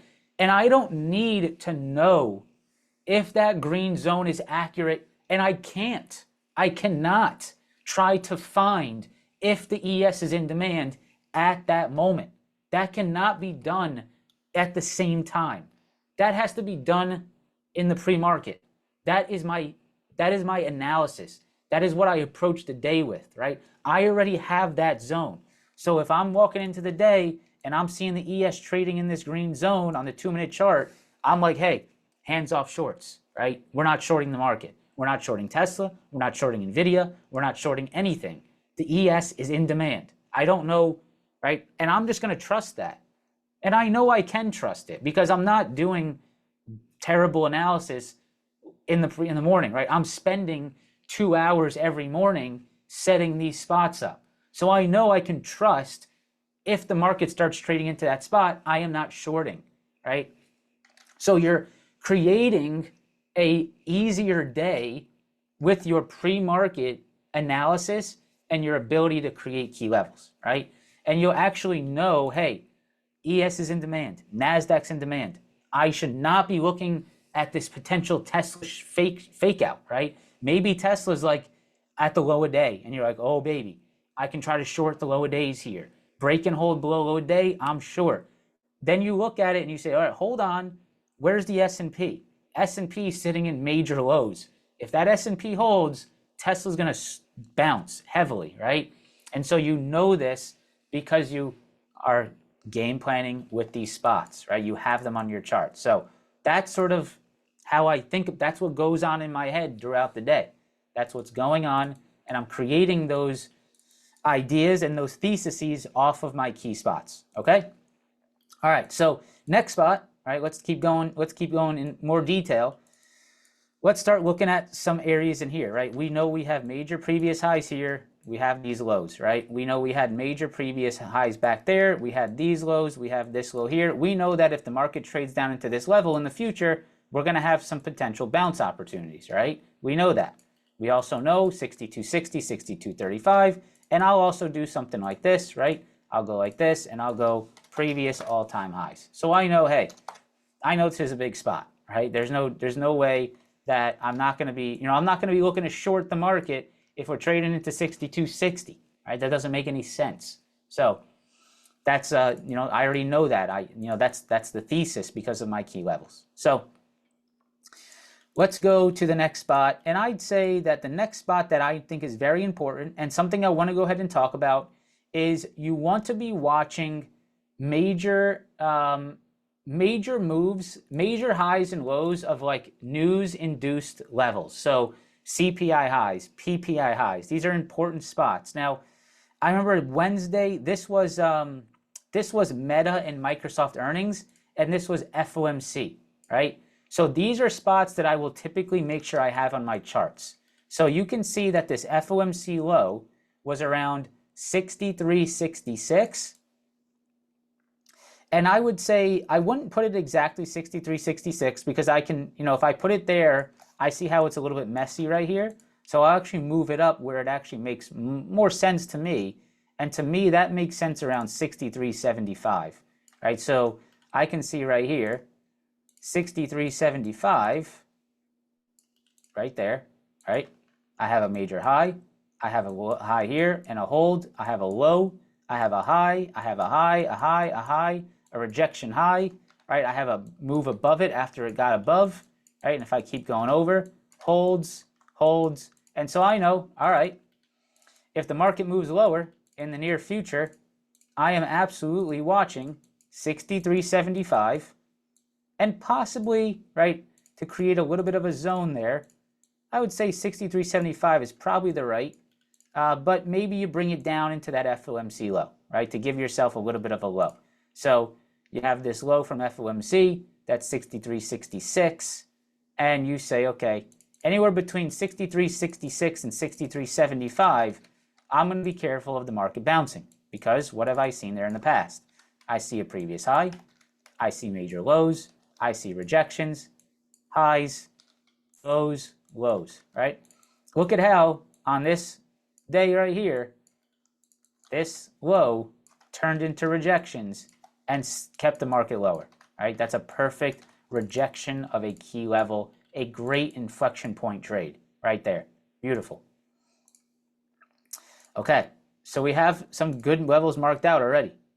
We have, we'll go back, go out to our hourly chart. We can see I got my previous all-time highs. I got my major previous highs here that held right here, so I'm cautious of bounces in that zone. I have my FOMC low. I have these this major rejection point right here, so I'm going to be careful at 75 to 66 area. The only other spot that I would say sort of points out to me is possibly this area here down at these lows, possibly this high right here. This will probably be the next major spot that I watch, but this gets a little bit sloppy in here, right? You can see how this gets a tad bit sloppy. For me, if I go down, I sometimes will drop, let's drop this down to the 30-minute and just see if something sort of shoots out at us at all. I mean, I could definitely make a case for these highs here, right? The 64.27, 64.30 area. I could definitely make a case for that. So let's go ahead and put something there. And we'll make sure to sort of verify that in the larger time frames. But I can definitely make a case for a previous high right here, right? Holding and bouncing. That could also be aligned with the daily 20 SMA. So that could be a pretty key inflection point right there. So if we look at that on the 30-minute, we zoom out. I also will verify this on the hourly, but sometimes I'll dive down just to see if I can find anything else that I might be missing. I don't want to be totally blind to the fact of key levels. I don't want to just like say, oh, nothing else. I want to still try to search, not too hard, but I want to see if there's anything else that I might be missing. So if I look at this area, right, on the 30-minute, I can see major highs, lows, here's some rejections here. I can see that this area previous, turned into rejections right here. So I'm going to go to the hourly chart now, and I'm going to see if that sort of shows up to me and something I would want to have on my charts. So on the hourly chart, right, I'm looking at this hourly here, and I see, I see some major previous highs right here. And so for me, if this market does come down into that area, I'm going to, excuse me, I'm going to consider that this previous high could become a new low, right? So I'm going to be cautious of that being a potential bounce spot. And I think that's pretty much just about all that I have on my charts right now. So let's go into my default and let's see really where these differ. And it's really just around the same spots. So 6460, which we had, right? 6460, right there. We had that. Okay, good. This CPI high, I had that, and that I probably would adjust now that I see what we just did. I'd probably go between the 6460, 6430 zone, right? Right in there is definitely an area I'd be careful of potential bounces. And then under that 6430, that's where you would come down into that daily 20 SMA. Let me see where that sort of goes. Let me see. Yeah, right in that 64. Let me see where my 6410 comes from. I'm just going to sort of, I know these are old levels, so I want to make sure that I'm not too married to these, because what we just created I think is a little bit more up to date, but I'll see where that 6410, 6400 sort of comes in for me. And might be a little bit off here on this one. 6410. Yeah, it's like these, it's this area here. Okay, let me go back. Yes, okay, so this was that previous spot that we just discussed. It was right in here, this 6400. Okay, yeah, I don't mind that. I don't mind that area. Now you can see, which is starting to happen here, in my opinion, it's starting to get a little bit heavy with key spots, right? You can sort of feel the same. It's starting to get slightly congested, right? Where there's just too many spots to be watching. And I feel the same, right? As we do this together, I'm starting to feel like, it's getting hot in here. Starting to feel like there's like so many computers and so many lights. Let me get a sip of water. I'm starting to feel like things are getting a little bit congested. And when I get that, right, I start to try to back off a little bit. So I really want to make sure I'm finding where the key spots are. I'll actually start deleting things and start trying to reassess. So if I delete what we just created a little bit, I definitely want to keep this spot on.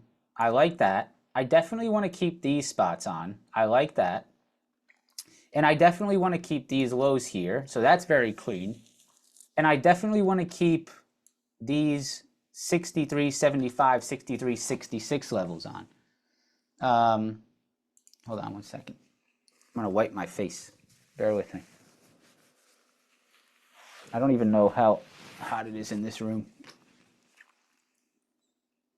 Let me put the air down. Residio. Get that man some water. 2 hours is a long time, huh? No, it's just this. I got this light on my face and the computers are running hot, so that's probably why. All right, so let's get back into it. So rejection, that's clear. I like that. This low, these highs, I like that. I like these lows here. This area is confusing me, right? Right in here, right? I think it probably confuses some of you guys too. And I would personally, I wouldn't put anything in there right now, right? And this is something I talked about earlier. When it gets too difficult to find a spot, I start to just not want to have a spot in there because I just wouldn't be able to react. So I could definitely react off a major rejection here, right? If I see the market fail back under this area, or if I see the market try to hold this area, I think that's a very clean area to trade off of, these previous highs. But in here, this looks a little bit messy to me, right? We have major up and down, major straight down, right? So I think I would leave it pretty much just like this. I really do, right? Because this is where my major spots are. And if we're not at one of those spots, once again, I don't want to trade. And I don't want to make things up, right? I don't want to make things and make spots up that really aren't there in my mind. So when I look at this 4 hour, I can see major highs. Here's some major highs here. I see a major high here, right? And I see definitely this area down here. These are the really clean ones. But I see rejection, rejection, rejection, hold. And so if we trade back into that level in the future, I know that's a big spot, and that's where I want to trade.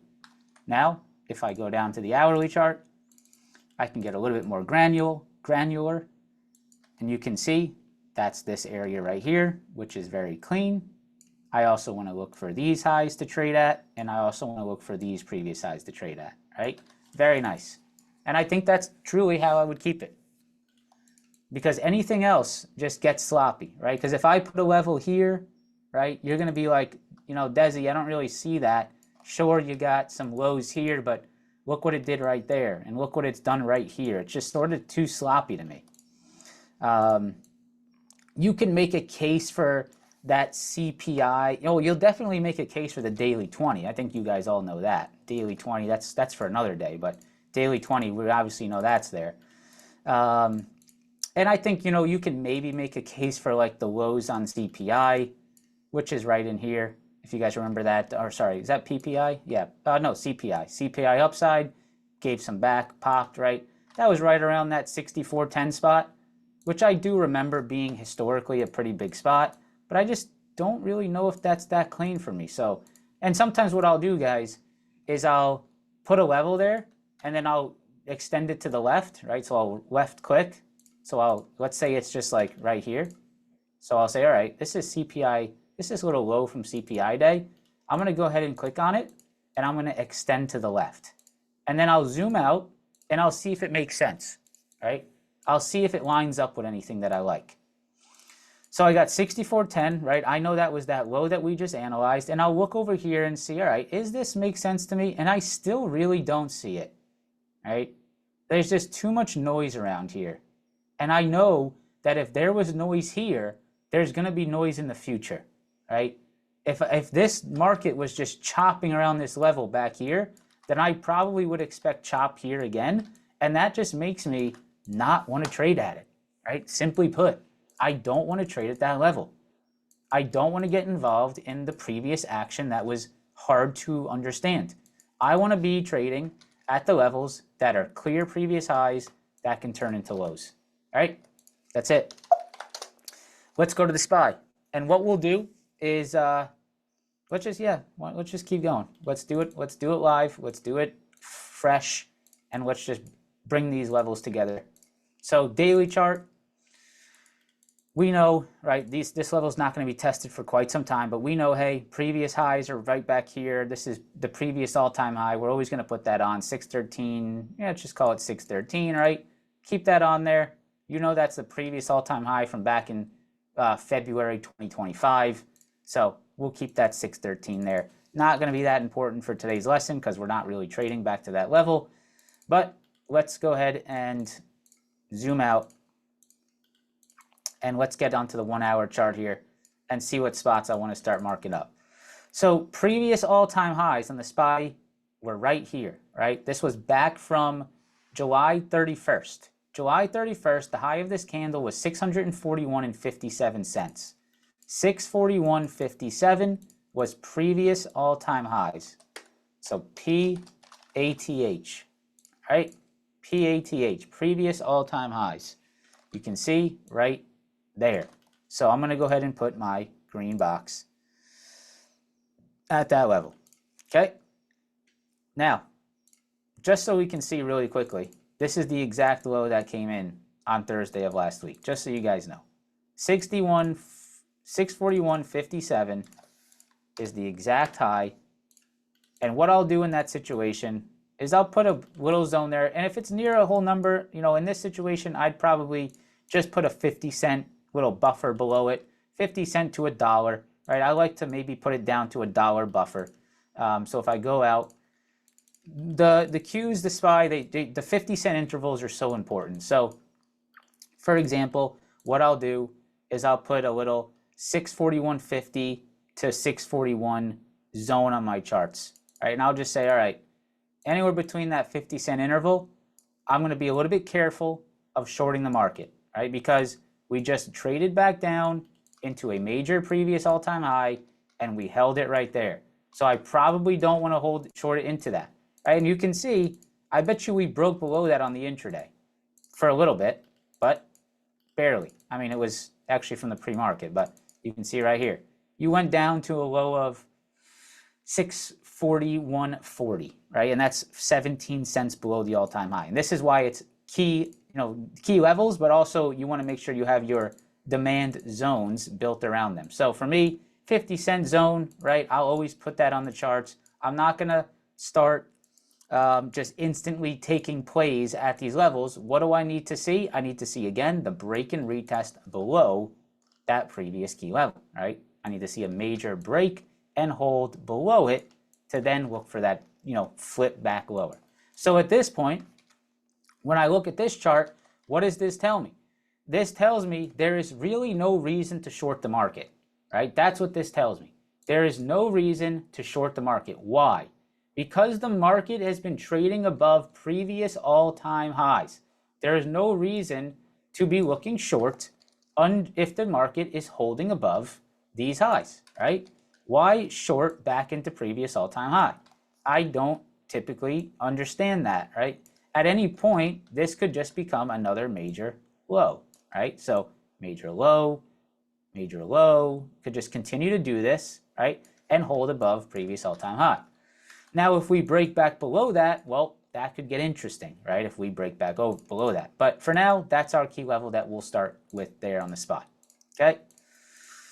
All right, so moving out a little bit, let's find some other spots that stand out to me. Next spot that stands out to me is that little, and that's right at 631.50. That spot stands out to me because that was FOMC lows.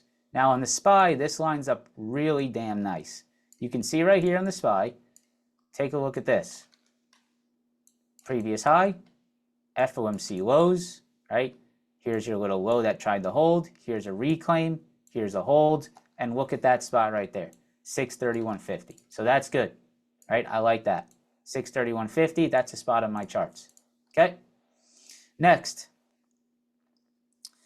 a little bit sloppy in here. Starting to get a little bit sloppy in here, right? Really not that clean.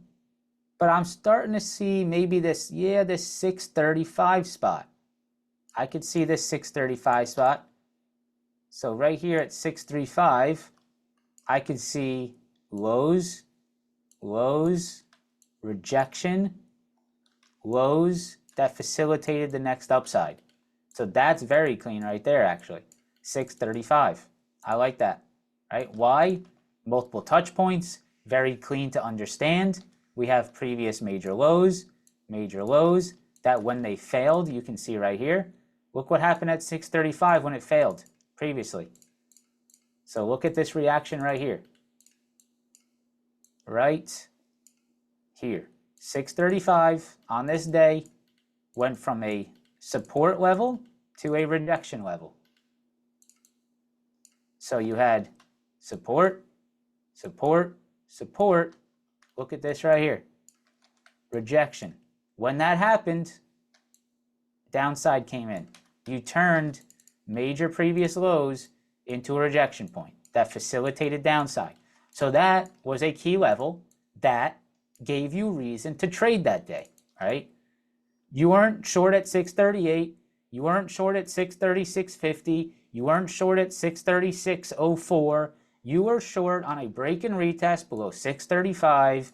That's the previous double bottom lows from Friday and Tuesday, right? Not just a double bottom low on the intraday, but a previous Friday low, a previous Tuesday low, and I'm looking for a failure below those lows. If that happens, then I have a reason to short, right? So I am basing my decision based off of those key inflection points from previous days, not just previous 5 minutes, previous days lows, multiple lows from previous days, right? Major holds that came in. So let's just say in the future here, right, what might be a nice short to look for? Well, I'd probably look for a short on a break and hold above previous all-time highs, right? If we saw this on the intraday and we started to fail that, yeah, that's probably a decent potential short. This little area here, a little bit tricky because it's not that clean. I remember having it around 639. It's right in here around 639, and it's really not that perfect. Let me see what I have it on the SPY right now. I have it at 640 to, yeah, I have it like 640 to 639. This area is a little bit sloppy. And honestly, what I would do in this situation is I would probably just put it as a whole zone, right? Anywhere between the 640 and 639, I would put it as a zone. So if I go here, I have 639, which is this high here, this high right here, right? That's pretty clean. 640 is a psych spot. And what I'll do sometimes is I'll go into the short term to see if 640 showed me anything. And I do see here, like on this day right here, 640 was pretty important. But I think in this situation, I would probably just keep it at 639 if I was to be honest. Because that again is what the hourly chart shows me, right? The hourly chart shows me that 639 had a previous failure, right? So if we trade into that, that is likely a spot that I would expect the market to try to hold. If we fail below that, guess what? You're going right here, 635, right? Because there's nothing in between those. There is no key inflection points in between those areas. In the past, when the SPY rejected 639, where did it go? It went to 635. When the SPY rejected 639 here, where did it go? 635 and then some.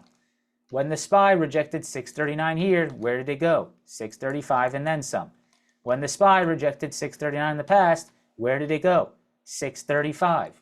So if the SPY rejects 639 in the future, where is it going? There's only one right answer based off of historical information. 635. Anything else that you make up is not based off of what the charts have done in the past. So what are you basing your decision off of? I have no idea, right? Emotion, vibe, market shouldn't go down 4 points. Is that why we don't think it should go down, right? No, that has to be, if we reject 639, you are trading it to 635. And that's what the market tells you, right? That's what the chart is telling me. Now, of course, we'll watch intraday price action. And if there's a reason to say, hey, something's holding this thing up, something seems wrong, right? Something doesn't seem right. Okay, I'll be a little bit, I'll take some profits here, right? Looks like the market's trying to hold up. Like, we're going to still use that context, of course, but we should at least understand, hey, that's probably the target. And in this case, that would be a perfect target back to the daily 20, which is pretty sick. So in my eyes, this is about the spots that I would have on my charts, right? I really don't see anywhere else that really stands out to me. That's it, right? I'm not putting random levels all over the place. Previous all-time highs, 641 area, good. Under that, 639, good. Under 639, I see 635, that's good. Under 635, I see this little 631.50 high. Only high that sort of sketches me out is right in here. You guys see this little high right here? This a little bit sketchy here, right? So maybe, sometimes I'll put on a maybe, right? Because I know I'm going to have to adjust this as the days go on, right? I'm not going to just have this perfect. Days go on, things are going to have to be adjusted. We're going to have to see what happens, right? See what the reactions are. But sometimes I'll put like a maybe, or I'll just put like a dotted line to see, like to track a level, right? But for now, these are my strong structured areas. To the upside, Now, we can talk a little bit about trading previous all-time highs. Trading previous all-time high, or trading all-time highs, right? What is the trade above all-time highs? It is pullback longs to previous lows, right? So the only trade here right now to be long is a long here. And if it's not there and we don't see it on the intraday, it's here. Or it's here, right? The trade, when the market's at all-time highs, you're looking for pullbacks into previous major points, right? You're not looking to short the all-time high. So the only if you're not looking to short a bullish trend, where is the entry point? Well, it's a pullback to previous major support. So where is that? When we look at this chart, I would say that's Thursday's lows, and I would say that's the previous all-time high, right? So coming into this week, I'm going to be watching how we bounce off this level, which, of course, if we go to the S&P 500 futures, you can see that's already happening, right? So people are already looking at that as an opportunity. So that really is the best opportunity to be long this week, is to be long at 64.60. If we break under 64.60 and we break under that SPY previous all-time high, so if we let's go to the 5-minute chart, if we see a failure below Thursday's lows this week, then we're probably, potentially looking at a potential scalp short opportunity into our 639. 639 and that 640 is still, in my eye, it's that little CPI high. So that is maybe a little bit cautious, right? A little bit of caution there, that 640 area, because that is that CPI high. So I might put, something like this, which I do have on my SPY chart, is I'll go like this and I'll put CPI high. So maybe there's a little bit of caution there, right? Do I want to short into that CPI high? Sort of cautious there. Maybe I leave that one alone. But if I'm looking at the charts intraday and I'm, we go back to our live example, right? Like this trade right here.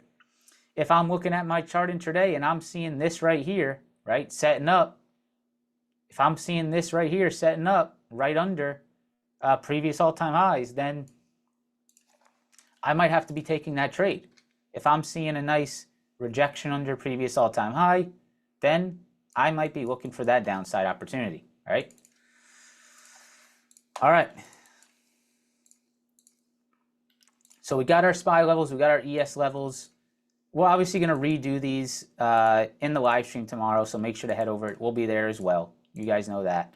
But for now, what I want to do now is I actually want to go into my current levels, and I want to adjust them with you guys. So let's just do some quick adjusting on my current levels. Previous all-time high. So I got that. Make sure that I'm, taking advantage of this time myself. Deleting that. Previous all-time high, that's good. We got that. I do have that 640 to 639 zone. So we'll keep that on the charts there. Delete this. Clean this up. So that's very good there. The highs, let's go ahead and talk about the highs now. The highs, let's talk, actually this is good.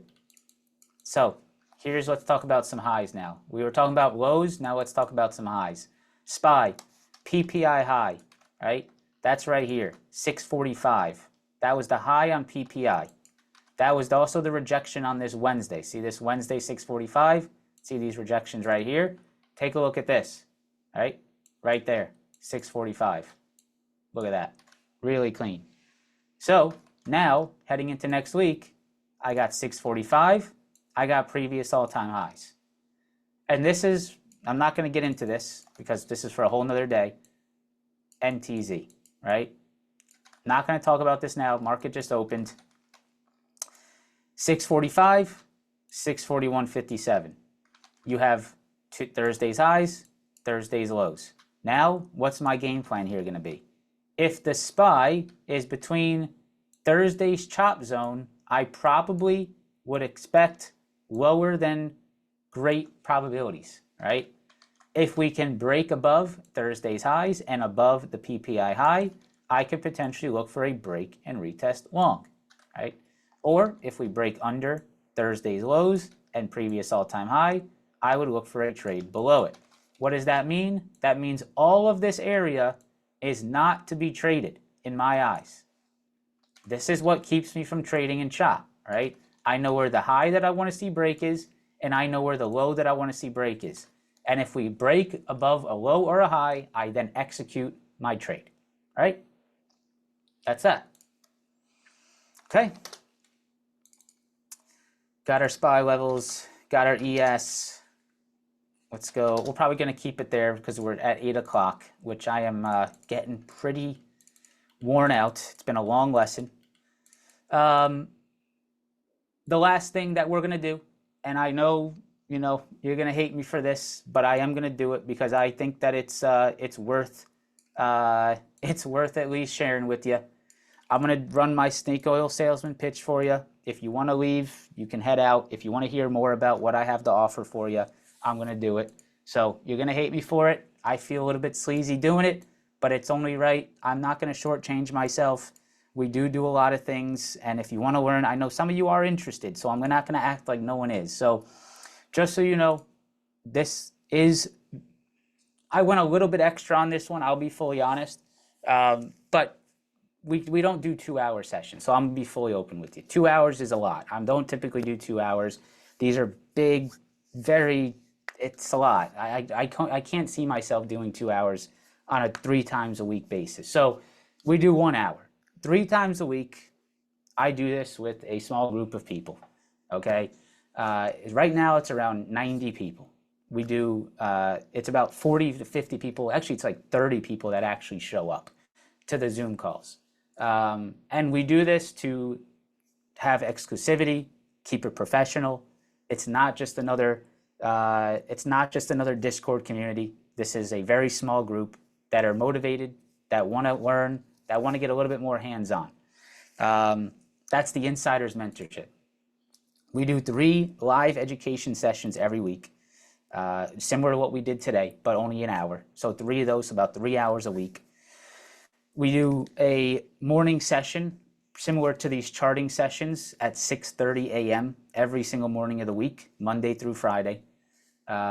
We do exclusive live trading just on Wednesdays for just the mentorship students. We have 20 hours of recorded content that's already in there, that's never been posted on YouTube, never been posted anywhere. Very much direct access to me for any questions and advice. And finally, future in-person events, which I will be getting into soon. So that's really the mentorship. It's live events similar to what we do today, 3 times a week, and it's a little bit more personalized, and you'll hear from me much more often. If that's something you think could help you, sure, right? Check it out. You can put your name on the wait list. That is a QR code that you can use in your phone. You can just put your camera up to it and you'll get the wait list. Some testimonials from some guys, Amir, who's an awesome guy, and Josh, been great. And all of you that are in there that are here today. I've loved meeting you guys. I've loved getting to know you. I know what your faces look like. I know what your personalities are. I know Kevin, my man Kevin, who's always up on the mic. I know my boy Hunter, who's always up on the mic. I know my man Josh now, and Amir, and also Eric. I mean, I can name them all.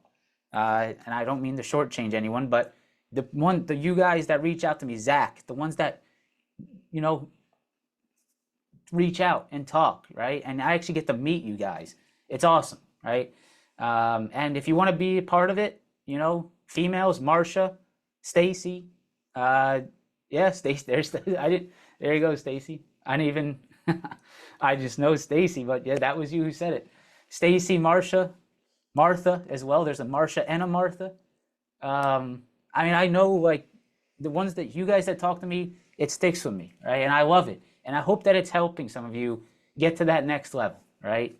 I know that I hope that it's helping you at least have some kind of personal experience, personal mentorship, and some kind of a help.